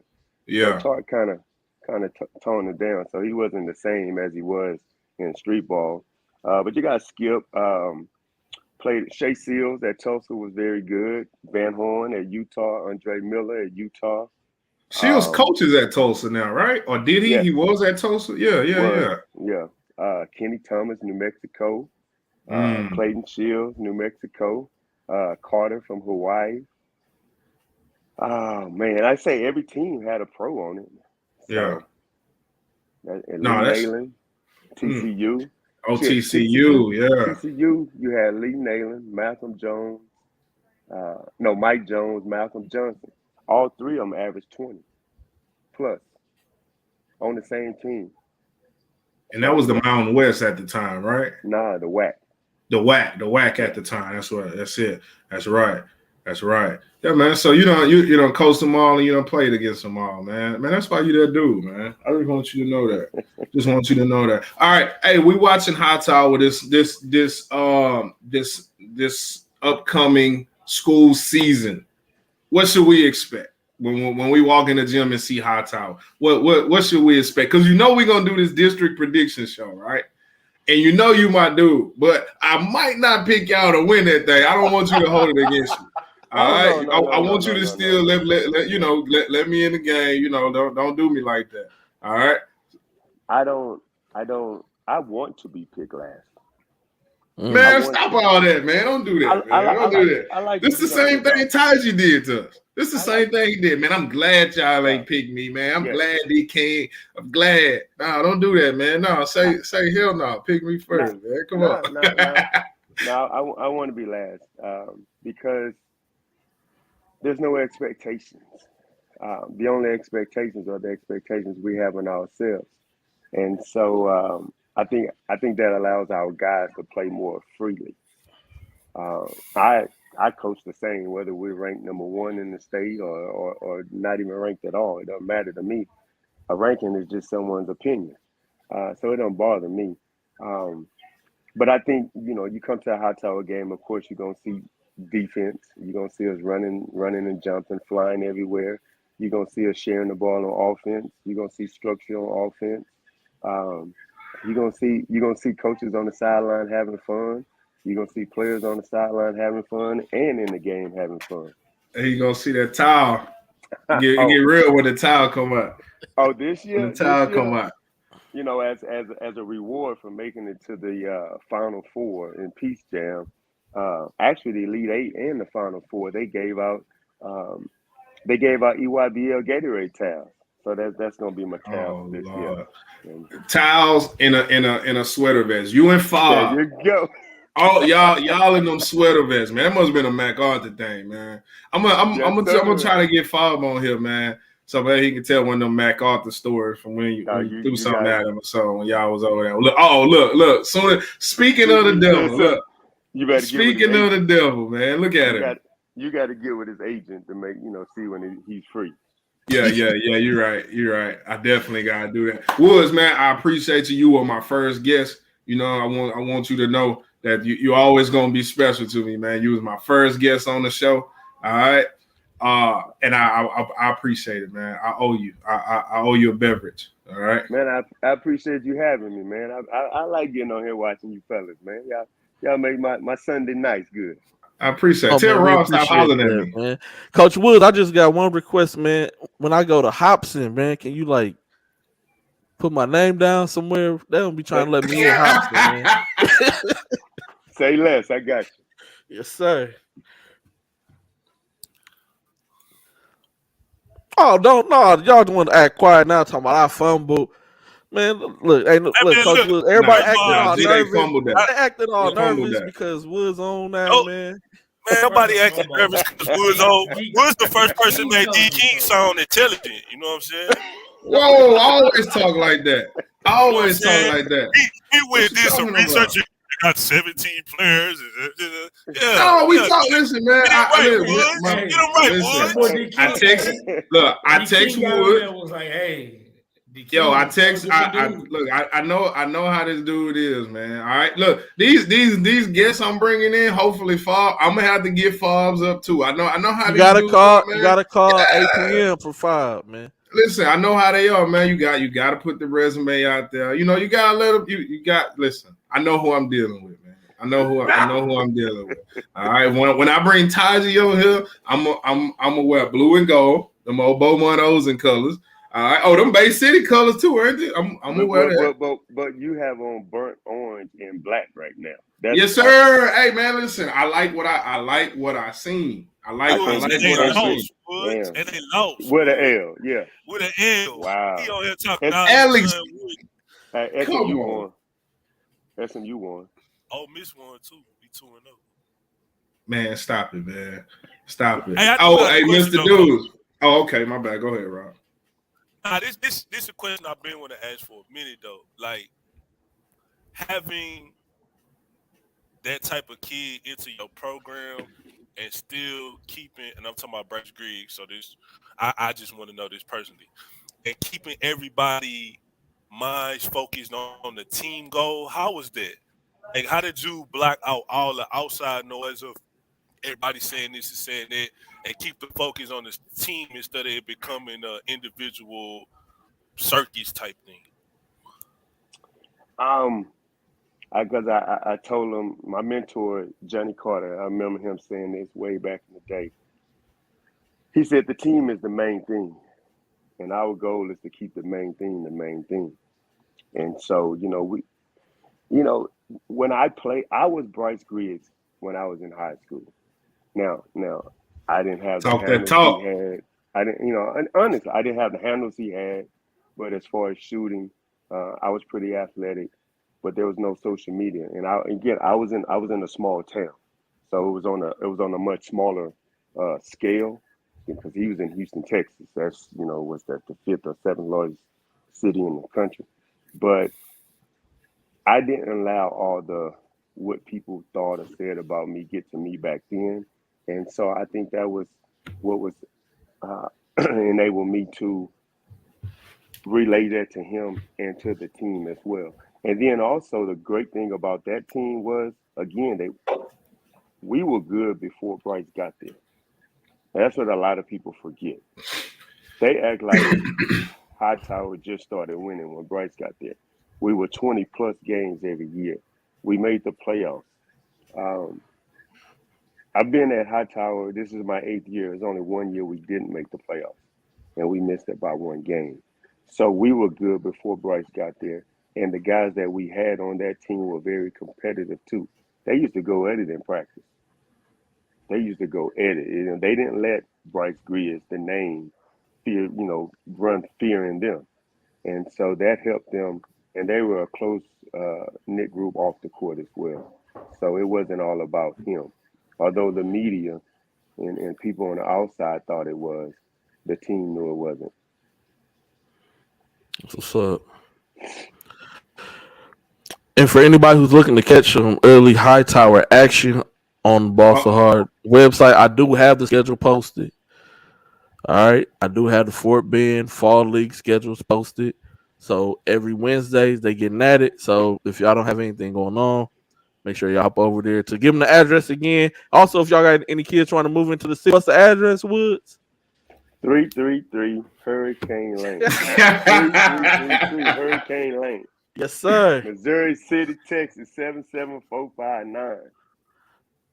Yes, sir. Yes, sir. Hurricane Lane, baby. There's plenty of homes over there for lease and for sale. Hey, put that at the bottom, boy. Say, hey, Come on, man. he's in sale. Hey, Come on, man. hey, Woods, man. I appreciate you. I definitely do. I appreciate you getting on. Like I said, you're a part of history, man. You know, the best player in Bay City history, and now you're the first guest on the D King No Crown segment, man. So I appreciate you, man, taking a little time out for your boy, man. Hey, man, no problem, man. It's going to be a monumental day. You're never going to forget it because it's 9/11. That's a good point, man. Damn. That's a good point. Great point. Coach Great Paul point. said he's gonna report you, Woods, man. No, buddy. No, buddy. We live streaming nothing. Until y'all open them doors over there at Lee College, we ain't live streaming nothing, Coach Bundy. No, we're not live. We're not live streaming the fall league games. We ain't live streaming nothing for you, Coach Bundy. So you open doors at Lee College. Woods, you guys got your fall league going right on Wednesday nights. You want to everybody know who's in that real quick? Oh, we have Ridge Point, we have Alvin, we have Pasadena Memorial, we have Milby, we have who else? Stafford, we have our Colony, we have Dawson, of course we have Hightower. Did I miss anyone?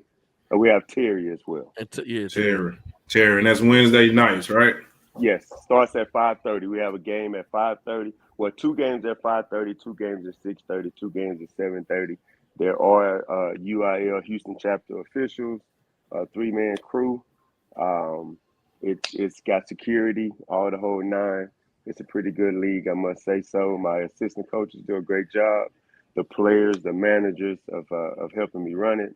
So if you're ever on that side of town and you want to see some basketball, stop on by. Yeah, and Woods got barbecue sandwiches. He sell barbecue, Bay City style, and he sell do-rags, designer do-rags. they got do-rags for sale in the front. All right. Hey, oh man. All right, Woods, again, man. I appreciate it, bro. Take care. So that was the King No Crown first segment. Had Coach Woods on there, man. Yeah, Coach boy. Woods is cool, man. Always, man. Man, before we get too far ahead of myself, I do want to throw out this preseason jam real quick because coaches keep buzzing my line. Schedule has officially just dropped on the website, bsascouting.com. Y'all can go there, go to the preseason jam link. Schedule's officially dropped. About to drop this right here, and then schedule will drop right after this on.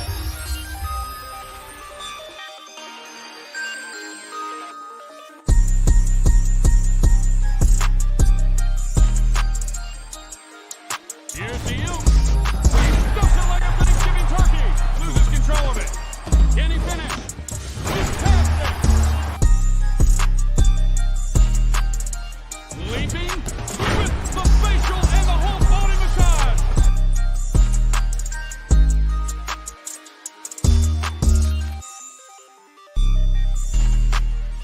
Oh, beautiful shot.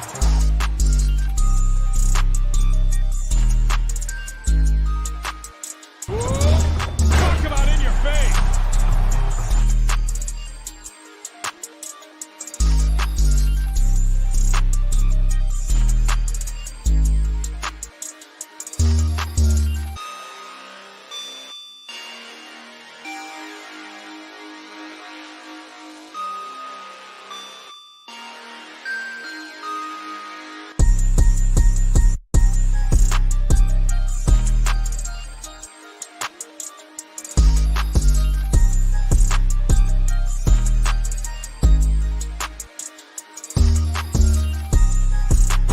Starting to heat it up.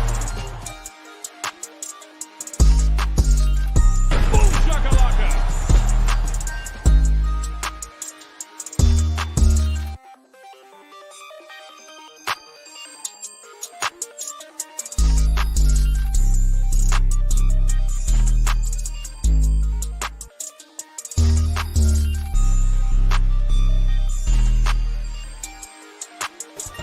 From another area code.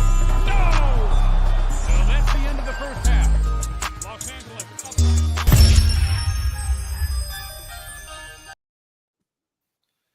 Hey, my boy G, they be elite with the edge, boy. Yo, he's Hey. on fire. Hey. Is it the shoes? Dang. I tell you what, G-Day, you ain't the most handsome guy, man, but you talented, man. I tell you that. I appreciate the talent comment, man, but my wife would say otherwise, man. But Fob, if you can give me the schedule, I can get it posted as well on the website for people to know the actual schedule of the fall league that goes on at Kempner as well. So I have the Adobe, I got the Adobe fall league posted, and I have the Hightower fall league posted as well. And I know Bel Air is running a fall league also, but they don't have an official schedule. But if you can give me that schedule, I can get that posted as well, so people can know, who's playing and where they're playing, what days, what's going on. Just trying to be more present with the community. That's it, man. But those are the 24 teams that are playing this Saturday at the preseason jam. Whoa. Say that again. Hold on. You said it really fast. How many teams do you have in your preseason jam?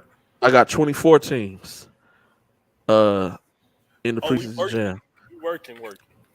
I had over 30 at one time, but when it's time to start, rolled out, taking care of the business side of it, and that happens. That's understandable. I get that. So I'm sorry, I gotta put it Hell on the screen. no. Yo, Brooks, come on. Wow. Bro, that's my dog. We supposed to be partners, bro. Wow. But yeah, but That's excited, excited about that. Just seeing the growth of the event, transitioning from a 2-day to a 1-day. So hopefully, that works out well. Coach Watson, I will text you that later on. Wait, you 2 days? Wait, it's 2 days? No. It's 1 day. Normally I do 2 days, but I said I'm gonna do 1 day to eliminate everybody always has an excuse. You got can only- 24 teams 1 day? Yo, Yeah, just 1 day. Ooh, I'm in Just the for 1 building, day. man. I'm in the building. And then Me and also Pop.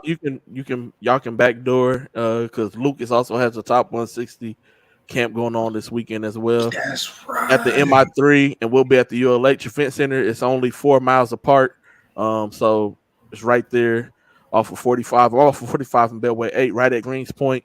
And so just shoot on up 45 a little bit, take that exit, boom, right there. You can go check out some of the top players from around the country as well as locally who's going to be playing in Lucas's top 160 camp for the boys this Saturday and Sunday coming up next week. So, I know it is 5. I understand that aspect. That's why I don't focus too much on that, and I'm not trying to hit nobody over the head either with the prices, and I'll eat the rest later on from door to make sure referees and all that stuff get covered. But yeah, man. So want to thank everybody participating. Like I said, if you can give me that information on that Kempner Fall League, I can get that posted as well. Just trying to provide as much information as possible to the public. But yeah, schedule is out. Y'all can see it. I just dropped on Twitter. It's on the website. And so yeah, excited to see just get the balls rolling out. Excited the high school basketball is back. So I'm just excited, man. That's it for me, man. Y'all got any other words, fellas? You want to? Okay, I will. You wanted to talk, D King, about something, man? Yeah. I thought we all did. Whoa.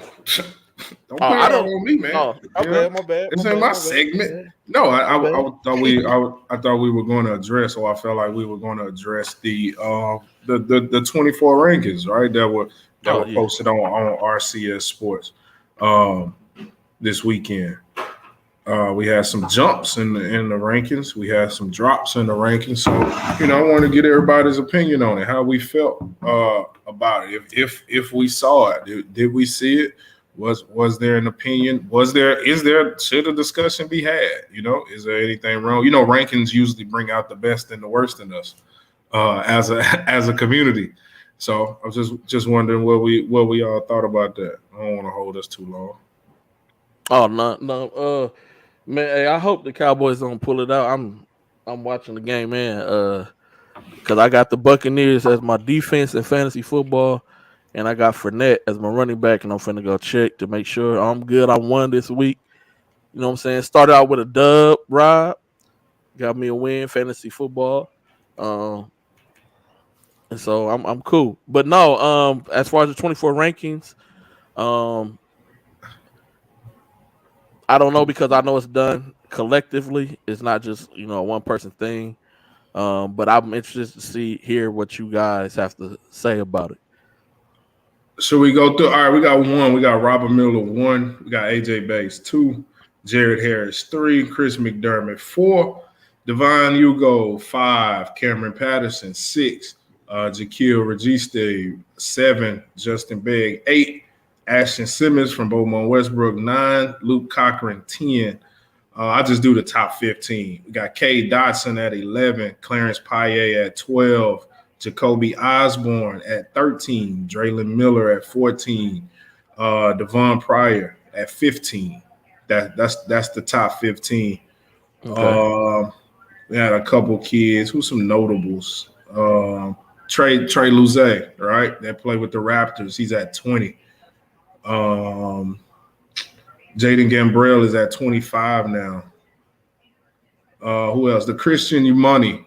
How you say that? Umane? I say Umana. I could be saying it Umana? wrong. Yeah. All right, Christian Yu from Clear Creek, 30.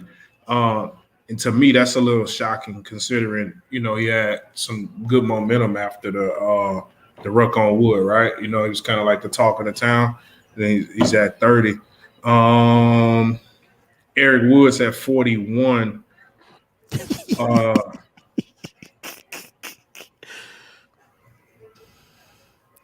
Shit, locked and loaded, man. Locked and loaded. Locked and loaded, man. When you got 8 out of 10, you should always win. You know what I'm saying? What you want me to say? God dang, boy. Well, I tell you what. So Willis, you quiet. You never quiet. I know you eating, but we got any thoughts about it? I got, I kind of McDermott had been one for a while, correct? I think we had. I would say this. I think for me, over the last couple of years, this class has always been kind of like difficult for me to kind of say. Even when Zion Pickman was number 1 before he left. And I might have to agree with you on some stuff here because I think, and this is just me. AJ Bates, Devon, and Justin Beggs, to me, and I have a relationship with the hoops, but I think have played at the highest when it comes to a lot of these 2024s. Jared Harris did this past year, he played 17s, but I think like those 3 kids have played 17s and 16s for the hoops this past year, played up even last year, 15, 16 as well. So to see AJ Bates number 2, I like it. My only thing is, and I know Rob don't like what I'm finna say, I ain't seen enough from Robert Miller to be number 1. That's just me. That's just me. That's just me. Now, I'm not saying the kid's not good. I'm not saying he's not going to be a great player. I'm not saying he's not going to go to the highest level. All I'm saying is I just haven't seen him play that much. And I've seen him play high school. I've seen him play during AAU. He was with TJ Ford at the NYCLA. We played against him 17s. I seen him play a couple times. I think once with Live On. I think I seen him play with Child one time as well. But that's kind of my thing. I just think a lot of these guys here are kind of very like close in the situation of all these guards. You know what I'm saying, have played on a high level. If you look at all the top 10, all play EYBL pretty much. So at one point, whatever, at one point. And so, Harris was on EYBL at one point, right? Correct? Right? Yeah. Yes. Okay. So even down to, I think even 12 have played EYBL if you look at the names. I think Jacobian, out of the top 15, there's only 2 guys who has not played EYBL.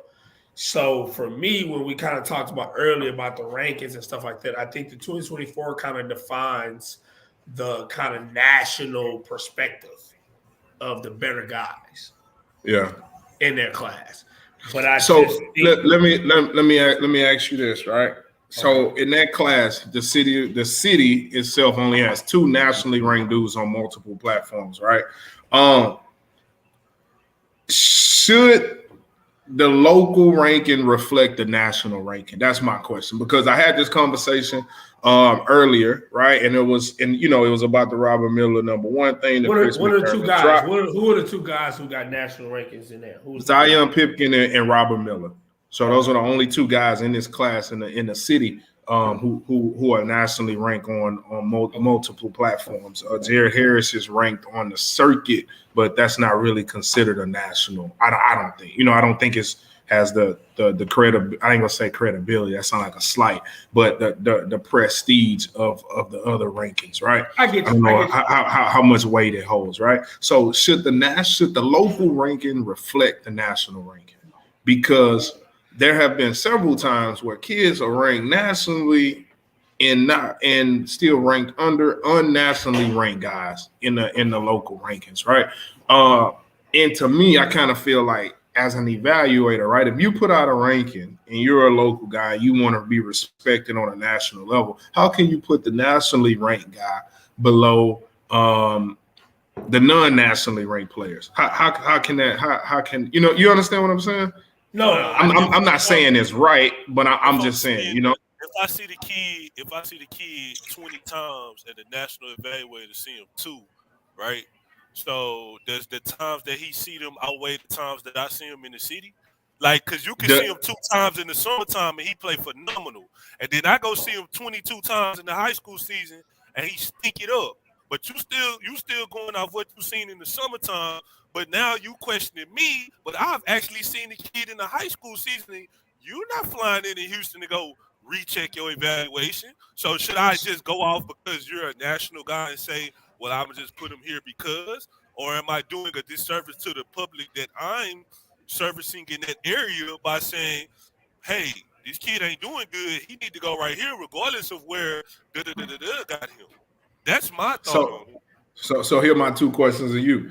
Does seeing a player, not just him, does it say a player locally against local level players, right? Does that give you a jaded perception or a jaded view of that player's actual level, right? And also how when you see that guy, right, as a local evaluator, and you had this conversation with this national evaluator who's only going to see him 2 times, like you said, right, which is probably true. How much weight should that local evaluator's opinion, like how much should that guy's opinion weigh to that national evaluator? Because I'm a guy who try to be real about, the level of my guys. I just personally don't think there are many, if any, high major dudes in that class, right? I think right now, today, on September 11th, 2022, I think we have a plethora of mid-major dudes, mid-major level players in that class. And I don't think nothing's wrong with that. I think them dudes can have a lot of success at the mid-major level. And so that kind of goes back to what I was thinking earlier when I thought about it after I seen it was, if that one kid is ranked nationally and these other kids, no matter how good they perform, should they still continue to be, on that ranking above them? Well, we had this dilemma last year in another class where we had a kid ranked on ESPN, but we seen that he wasn't playing good to start the season. Like, he was bad, right? And everybody consistently said he Which was class bad. Was that? This was 2022. Well, no, what's the class we just came out of? Yeah, no, he would have been 23. He's gone now, right? He wasn't playing good to start the season, but he was still ranked nationally, though. But he started dropping locally, and then everybody started saying, oh, y'all don't know what y'all talking about because he's dropping locally. Well, we're going to the game, I'm with you. and he's not producing. But on ESPN, his ranking is not moving. So are we wrong for dropping him locally because he's not playing good? Because we're all there, right? We have a group, and we're all saying, like, hey, this kid ain't playing good right now. He's about to drop. But then everybody in the masses came out and said, well, y'all don't know what y'all talking about because on ESPN, he ranked da-da-da-da-da. But he wasn't playing like that, though.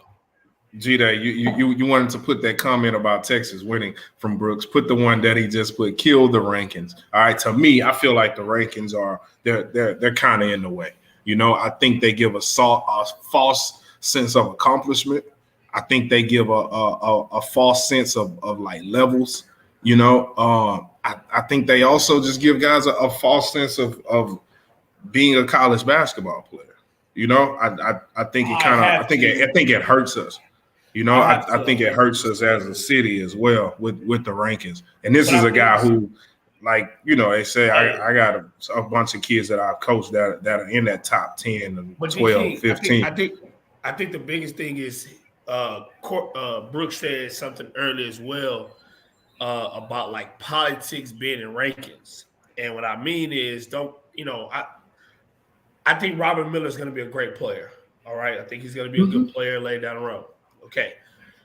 What I'm trying to say is that what Rob said, you see a kid play 20 times, a national guy see a guy play 2 times.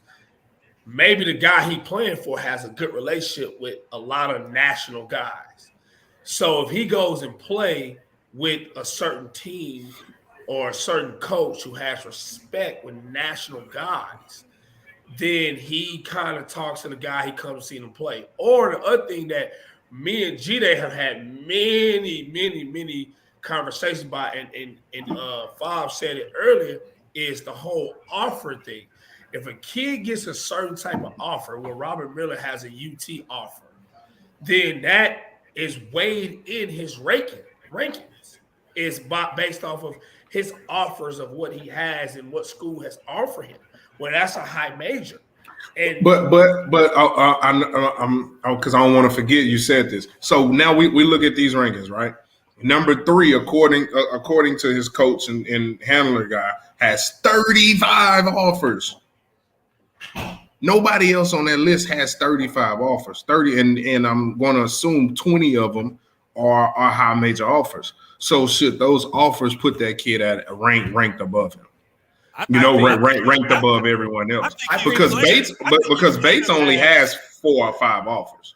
I think the kid played the last 2 or 3 months from whenever they was playing AAU and the TABC, and then afterwards, I have their hands as my number 1 right now. People can sound stupid, they can say I don't know what I'm talking about, whatever. I seen the kid with my own eyes at the TABC doing his thing. My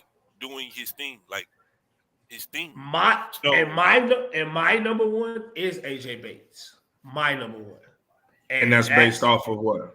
Well, for me, one, I feel like AJ Bates, for one, affects the game in multiple ways without scoring. I think he's a very intelligent. Hold on, because I'm about to cut you off again because I got another question. So should our rankings be based on potential? Should our rankings be based off of production? Or should our rankings be based off of college interest and offers? Okay, so this is how I'm going to say this. And I'm going to use what Lowe said earlier because this is where I agree with Lowe. If you're playing at the highest level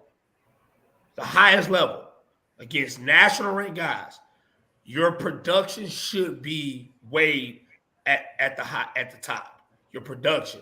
But if you're playing at the lowest level and you scoring 30 against some bums, you can't weigh that at the highest level. Okay. And then I think potential and offers are kind of on the same scale because I think the issue is you're not certain, one, highest potential is going to go, and then 2, you're not certain what level he's going to go to. So a kid may have a UT offer, but he may end up at a mid-major. He may have a mid-major offer, but end up at a low major. So you can't determine that and know that. So I think the biggest thing is that Lowe, like I said, I agree with Lowe. One part he said is that if you're competing at the highest level, like, again, his own son made it to the Final Four at one of the highest levels. So at that point, I think everybody started to respect what some people, even G-Day had already said, he felt was one of the best point guards in the city in his class, period. So I think the biggest thing is that people have to – it's hard, and that's why I agree with the part about the rankings is that, really be honest, coaches want to know rankings so they can kind of determine what kids are at. Okay, cool. But publicly and things like that, it does kill us because you can't really say – who's number 1, who's number 2, who's number 3, because right now we all may have a different opinion who's number 1. The city eventually may say this kid or this guy. So I think even when you get a bunch of guys like ranking and putting their opinions in and you use the number scale, okay, cool. But I still think at some point it's never going to fit whoever thinks is who. It's gonna just go off of the number scale. So I think because I think as a city, right, we have a lot of really, really good guys. But like you said, right, every kid in the top 12 has played on the EYBL team, right? Many of them played for me. Some of them you didn't hear their name for 6 months. Some of them you might have heard it once, right? Some of them didn't produce the level that they produced in high school. Some of them weren't good in high school. Some of them weren't good in the summer, right? So do you just stay at that level just because you were once there? You know what I'm saying? No, you don't. And that's the problem. Because again, let's say a kid is ranked top 10 as a freshman. 9 out of 10, he's going to stay in that top 10 by the time he's a senior. Most likely, probably 80% of the time, if we go and look, the top 10 don't change that much. And that's on a national level, because I remember we did when we were doing spaces, right? I had a space one time and we were talking about ranking and recruitment when the rankings dropped. And Brooks made a comment that said he said something to the effect of like, once you're in that top 20, that terrific 25 as a freshman, it's going to be really hard for you to like drop out of it, right? Once you like in that top 10, it's going to be really, really hard for you to kind of drop out of it. That's why it's such a big push for these freshman guys to get ranked on that national ranking. Because once you get in it, you know, you really have to just really be god awful and play your way up. Once you win, you there. Yeah, and so I think level. that's to the point of what Rob said about that kid, who I think we all have a good feel of who he's talking about, who was ranked nationally in that top 15, right? Which potential-wise he probably should have been, but production-wise he wasn't. So I don't know. I think, to me, I think we should get away from rankings. But Archie, Archie said it best. You can rank guys position-wise, because that's, you know, again, that's another thing me and G, they talk about all the time, is that college coaches want to know who's the best top 5 point guards or who the best top. You know, that to me is more reasonable, because makes a big, like, that to me makes a big difference. And also you can be a little bit more accurate maybe when you start talking about that. But again, there's still some opinions in there. But when you start talking about kids just overall, I think everybody had, like, for me, I love AJ Bates because he is the old school traditional guard, play both sides of the ball. He won all the competition. He gonna go at everybody, no matter who you are. I've seen him compete against some of the best. I've seen him, you know, do things with the ball in his hand, without the ball. I see him play with 2 other really good guards and still be one of the better players on the floor. So for me, that's why I like AJ Bates. For me, now people may think have a different opinion, but to me, I think that's where when I first started doing stuff with, you know, Balls Hard with G-Day, that was one of the hardest things he had to get me to understand, is that how the rankings went, potential, offers, you know, production, all that. Well, production wasn't even at the top. And that for me was very hard, because I feel like if kids are playing at a high level, their production should be weighted in there more. But it's because it's so many different levels and so many different kids are playing, and so many. And again, I understand what Lo was saying. I get it, because so many kids are playing so many different levels, so many different places, so many different situations. It's hard to say who is top 10. But I think if you see a kid play, you know if that kid is good enough to play at the next level, and you know where he kind of falls at. So I think that's what we need to focus on more than worrying about who's top 10 or whatever. So let me say this then. So back to one of those points, and one of the things we talked about, right? Being the evaluator, qualifications for being evaluated. As an evaluator, I feel like you should be able to see how much of his production is also translatable, right?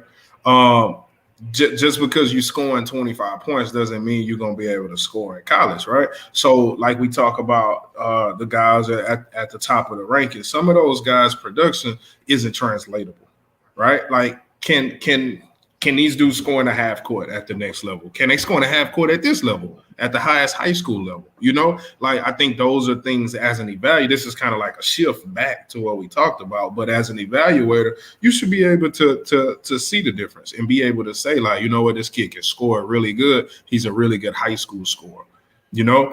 But can any of his buckets translate to college? DK, let me ask you a question. Y'all keep saying it, right? What's the qualifications for being an evaluator, and who make that up?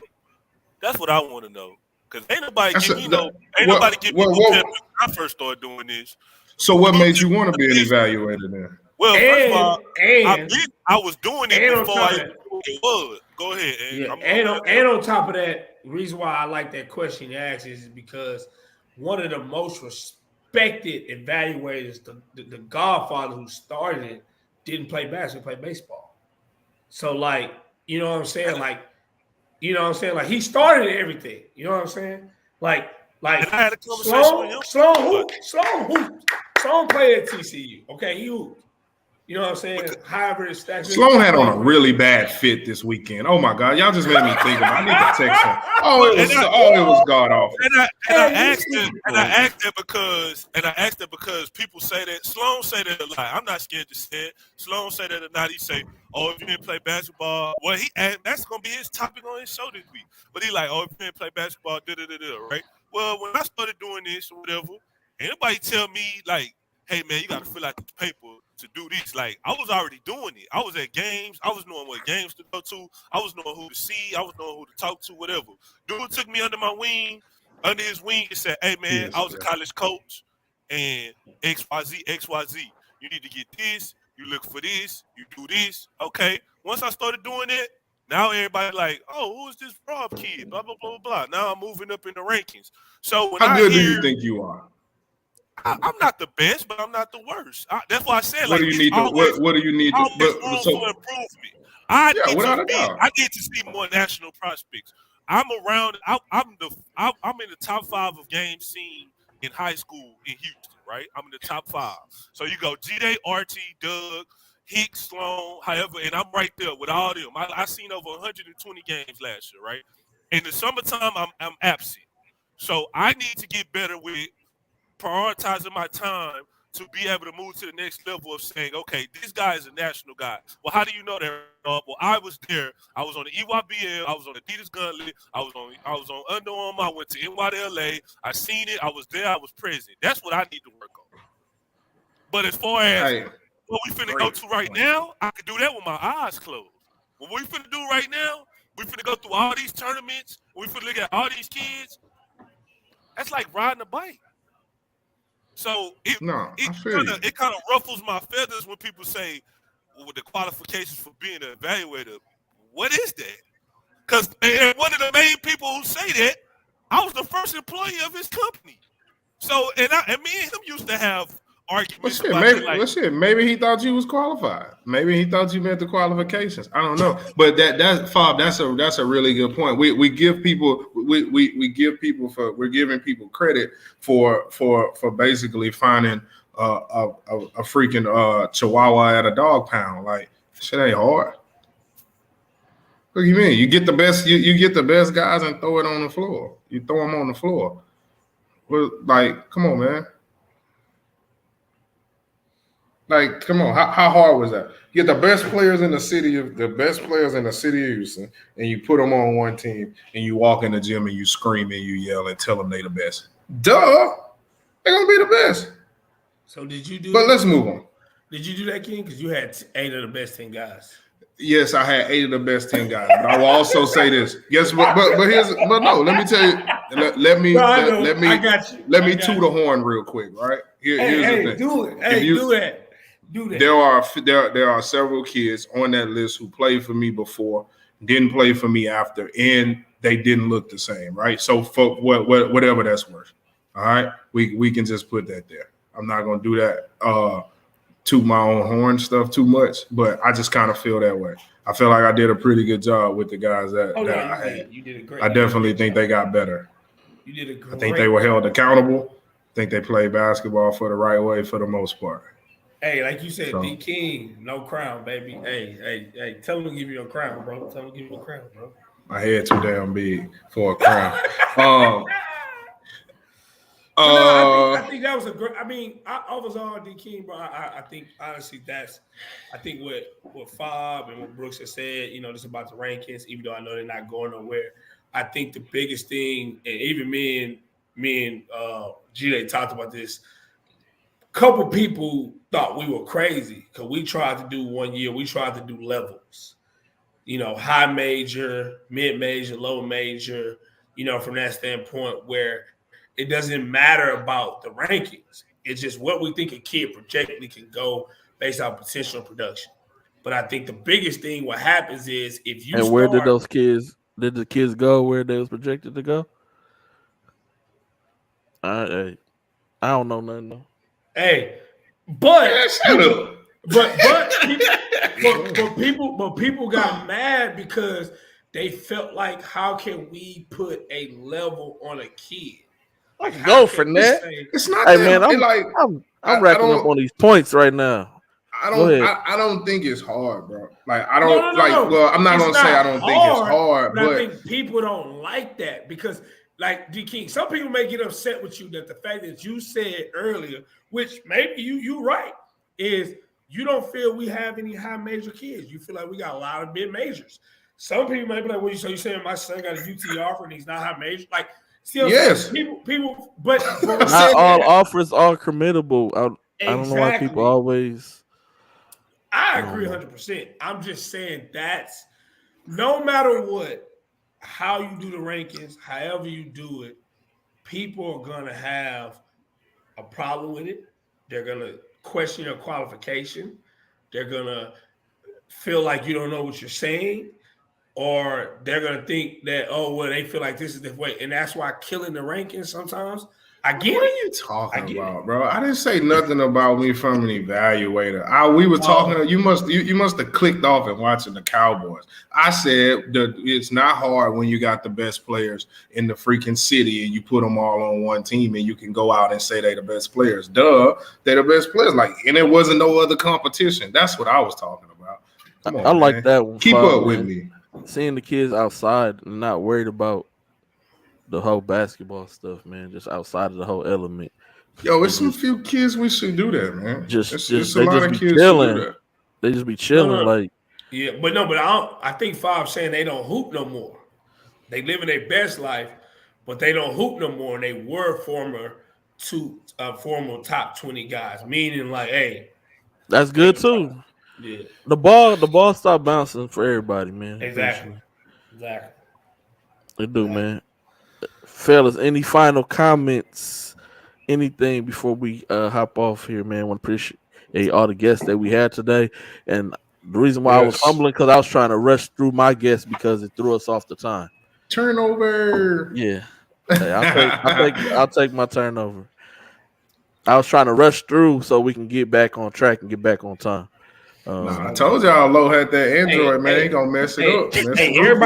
Everybody's still on. The views still running up, so it's cool. I mean, no. That part's good. That's good. But I gotta feed my daughter before because she got to get up at 5 o'clock in the morning for school tomorrow. Hey, listen, I'm telling y'all now, I'm gonna have some really good guests this year. I'm getting Brooks on here. Where hopefully he don't have his do-rag on. I'm getting Fobbs on here. All right. I'm getting Tyson to get man, I ain't talking. I'm gonna pull up the May Creek on Fob. All right. I'm getting Tyson on here. All right. I might get Bondage on here. He don't really talk to me when he be in the gym, but I'm gonna try to get him on here. You gonna get Yuri on here? Hell no. For what? No, so he can say the same thing he always say. No, let's move on. Let's get some. Let's get some young guys who carry themselves in a respectable manner on the show. I'm not supporting foolery. But I'm gonna probably be at the Mullins. I'm definitely gonna be at the Gasso JUCO Jamboree. I'm definitely gonna be there at the Gasso JUCO Jamboree.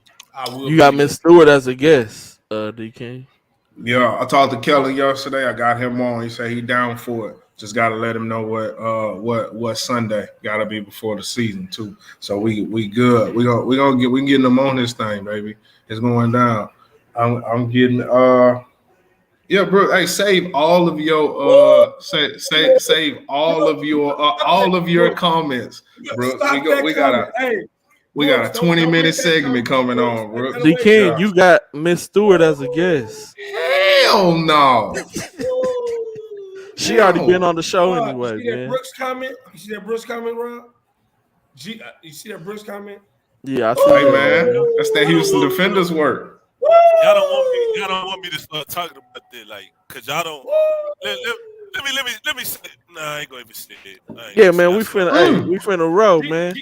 Was he deserve? Hey, was he deserving? Hey, Was he They deserving? gotta go. So we gonna leave that alone. No. Pierce Helms wasn't deserving a 16U summer What's his ass? over LJ. He was cooking. He was cooking. He was And he came in cooking. the senior year busting ass too. What are y'all talking about? He was cooking, but hey, you know, wasn't LJ? No, LJ was younger than him. Yeah, he was younger. Kyrie McDaniel, Calvin Suleiman. Over a second, because I was on the sideline coaching. So if you want to ask my opinion, I was on the sideline coaching. If he wasn't on the, I'm just saying. If he wasn't on the team, he wouldn't have a state championship. Hey. Ooh, it's getting I might have to take this. I had to unbutton it. It's getting yo, this all Brooks' fault. If you went on the team, you wouldn't have no state championship. It's all Brooks' fault. So ban him from the chat. Hey, Rob, first and foremost, I was one of the coaches on the state championship. How many times you gonna say that? If he wasn't on the team, because he said something that like he make it like he know what he's like. Come on, Rob. I know what I'm talking about. I was there. I watched y'all like 20 games that season. What are you talking so about? Rob. All right, so listen. I want to hear this. Rob, let's keep this a band. I want to hear this. Let me get you to understand something. And this is if you say an evaluation. Okay, first and foremost, I love Pierce Helms. Okay. That's one of the kids I've known since I've been at Concordia. Watch him grow up and play. But the one thing you need to understand and realize is this. Pierce Helms succeeded at Concordia because of the way we played. That's why when he played AAU, there was a big difference between... No, it wasn't. Stop. Hold on. Listen to what I'm about to say. Talking about, Willis? What you saying, Willis? Hold on. Okay, so D King, and this is one reason why I'm glad you got back on here. So D King, yes, sir. So D King, I got a question. I'm talking about, man. I'm gonna talk to Rob, but I got a question for you in a second because we gotta make this quick. I gotta go get. I gotta go get dinner. I'm gonna say this two ways because you said to finish. So okay. Pierce Helms was one of the best shooters in the city. All right. Mm-hmm. He was a great shooter. Okay. But the biggest thing with his size, everybody when he was the finish, they wanted to try to play him at the point. Then they moved him to the 2. Anderson left, went to Team Harton. He started playing better. But that kind of hurt him when it came to recruiting. But D King, since you said something, when y'all had him, Xavier Wheeler, and those guys, and Xavier Wheeler moved up to 17U when he played with Pierce Helms. Before that, why did Pierce Helms not play 17U on 3SSB when Xavier went up first and he was still playing on 16U? He was playing on 16U with LJ Cryer and Calvin Suleiman. What are you talking? He was cooking. I'm lost. What are you saying? Why didn't what? I'm not debating on was he a good player. I wasn't saying he wasn't cooking. I already said he's a good player. Do you feel that he was deserving of the number 1 spot?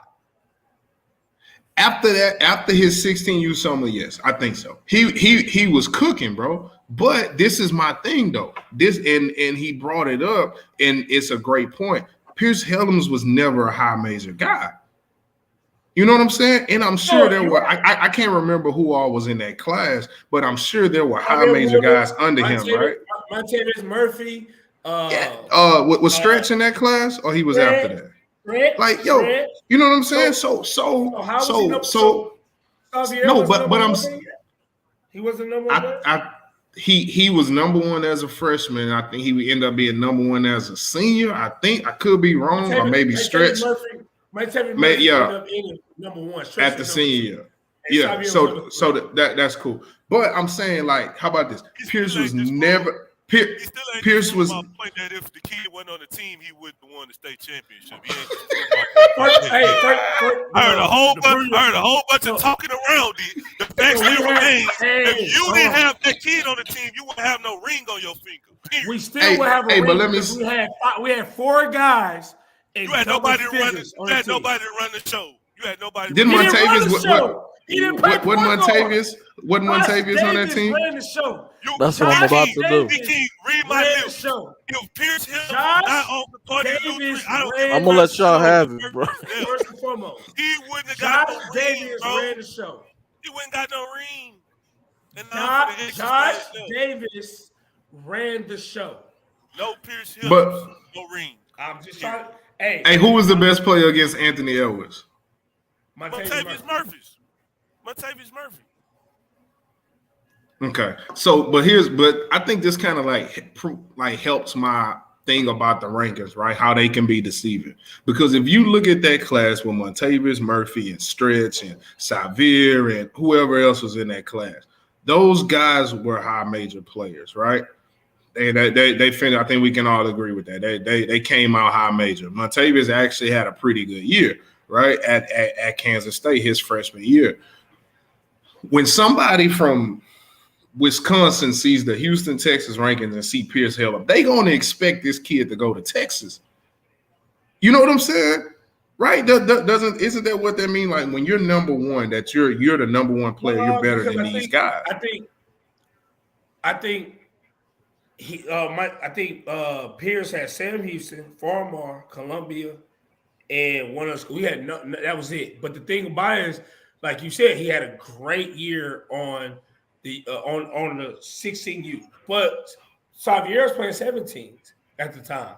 That there's 16U. He was already playing 17s.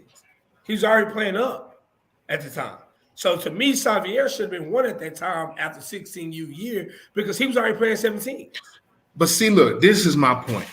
Get rid of them damn rankings, bro. Like they are deceiving. They're deceiving. But that's my point. Rob has to realize, and this is what I'm saying. Pierce Hudson was a great player. He could shoot. I'm not taking that away from him. But what a lot of people didn't realize is that on that team in 2018, we won 43-1. You had Josh Davis, who was 43-1. You had Nathan. You had Yasani Clay, Josh Davis, Nathan McClear. All those guys were seniors and averaged double figures and played major roles into why Pierce Hullums did his thing. Because the next year when those guys leave, they had a really good team. Evan Palmquist, Montavious Murphy, R.J. King, Pierce. Lost in the Final Four. Wait. Montavious didn't win a state championship. No, they lost Final Four. They lost Final Four. So, okay, wait, Rob got a good point. What? Was there anybody on that team? No, which year did they win state? 2018. He was a junior. Okay. We talking about state championship year. Okay. Anybody on that team could, if you take Pierce out that team, was there anybody else to put in that role to help y'all win that state championship? Yes. Who? Yes. And the reason why I say that is if you put somebody else in his role, we had another player who could do what he was doing. Because that team, we won because you couldn't stop everybody. Like you had to try to stop Josh Davis. You had to try to stop Nathan McClure. You had to try to stop Yosani Clay. You had to stop Jalen Reed. You had to stop Colin that came off the bench. That's like, bro, that is Jalen Reed. Exactly. I see Pierce Hillums junior year. He went to the summer, did his thing, came back senior year, opened up the season, busted Sills being the hoops. Like, man, this kid earned that, man. I didn't say, Rob. Kid was doing his thing. But I never said he wasn't good. What he was deserving of the number one ranking when he was ranked number one. No, he was not. Who was doing that? Who was doing that? Who was doing that to Devin McCain, Jordan Adams, and Braylon Booth? Like what? I don't want to be politically incorrect, right? But what other white kid could we put out on the floor and say, "Hey, you're going up against the Smoke Town. Let's see what you do." And they don't fold. That kid didn't fold. He was laughing. The kids from still be pulled up like, "Oh, this is what we playing. We playing." Did you watch? Yeah, I watched the game. I was there. He was the only one. Hey, don't forget the game that the day before they smoked Houston Christian. I didn't say that. Hold on, you said the only white boy who didn't fold. Oh my God. We have Which means the mother dudes ain't. He's getting to his son. What are you trying to say? He's getting to Evan. No, I'm just saying. He's putting Evan in. Martavis Murphy had a really good game against Silsby. He had a really good game. His Helms was. Oh my God, this kid was hitting threes from the volleyball line. Bro, you can't. I'm not debating if he can shoot the ball. The kid was number one at the time. So should he? So should he have been? He don't like the way rankings go. Period. Like I don't like rankings. I don't like the rankings myself. I don't either. I love it. I love it. But what I'm saying is, like, it was deserving of the number one ranking when he was ranked at number one at that time. Okay. All right, bro. No, you don't have to agree with me. Like I don't think that team wins a state championship without him. Okay. They don't. I mean, it's okay to say. I know, but I also don't. I understand if it was production based, he probably should have been number one. He probably had the best 16U that summer of anybody else, right? That team was really good. They played mostly 17U events. They were really good. But at the same time, that's still deceiving. You know what I'm saying? From an outside looking in. I'm not just up here talking. Willis, you was talking in circles, bro. Yes, you were. No. You didn't go against Rob. Like you didn't make Rob wrong. No, but I don't really. I rarely agree with you for on purpose, but you're right. Silsby style. Right. But what I'm saying is, my proven wrong is y'all said if he did not play on that team, we don't win a state title. Y'all don't. All right, bro. I don't think y'all do, bro. He's the ultimate floor spacer. Like he can finish it. He was really good off the bounce, like better than you would expect off the bounce. Like he was tough, like getting the ball up the floor, making the right pass a lot. Like the dude. If a dude shoot 40% from three, which I'm sure he did, like you don't. But you know how many guys on our team shot? Like, bro, Nate McClear and Yosani Clay both shot about the same percentage as him. Did they shoot it? But did they on lesser shots? Who? Nathan McClear, yes, and Yosani Clay. Exactly. But what I'm saying is that bro, the Clay kid wasn't getting that shit done if Pierce wasn't there, bro. What? I said the Clay kid wasn't getting that shit done if Pierce wasn't there. Right. But see, there's another kid that people don't like, that didn't like when he was in high school, was Quentin Grimes. He said he was trash. A lot of people said he was trash. No, he said he was soft. Please don't start that. Let's get off here, please. Please. Oh my God, I don't want to hear that anymore. Next conversation. But yes, my point is saying is that I just feel like y'all don't understand how that team was built and why that team went 43-1. That every kid who played and started, especially who was in the 8-man rotation, was the reason why that team won state. Where if you take Josh Davis off that team, they don't win state. If you take Nathan McClear off that team, they don't win state. Like I think it made them. I think it made you had really good. You had good pieces that made the team complete. But without that head. But those guys. So Pierce didn't lead that team in scoring by more than 6 points. More than 6 points. Nope. That's hard for me to believe. No. And you can go check the stats. They still I'm not going to check no damn stats. Oh, I did. They still online. No, because I think what it was like not your son. Pierce Hullins was like either like 16 or 18. Josh Davis 16 or 18 from Pierce. No, listen. Josh, like he was either 16 or 18. So if Pierce was 18, Josh Davis was 16, Nathan McClear was 14. If Pierce was 16, Josh Davis was 14, Nathan McClear was 12. Those three guys are only 2 points across. From the first to the third guy, yes, there was a 6-point margin. But each from first to third was like 2 points in each guy. Then the fourth guy was like at 10. So what I'm saying is those guys at any given night could be the leading scorer. But what made Pierce look so good was because you had athletic guys around him. Nathan McClear, Yosani Clay, and Josh Davis they guarded the best guys. They were the guys who got to the paint. So when they kick out Pierce is shooting a wide open 3. Like what people don't understand, if you go back and watch and look at what those guys He did, gotta make them. You gotta make them. I'm with You gotta you. make them. Rob get in the gym and shoot 10 wide open threes. He ain't making more than 3. What I'm trying to get you to understand is this, bro. Like, what I'm trying to understand is this. That team, like your son Clay, y'all say he didn't get it done.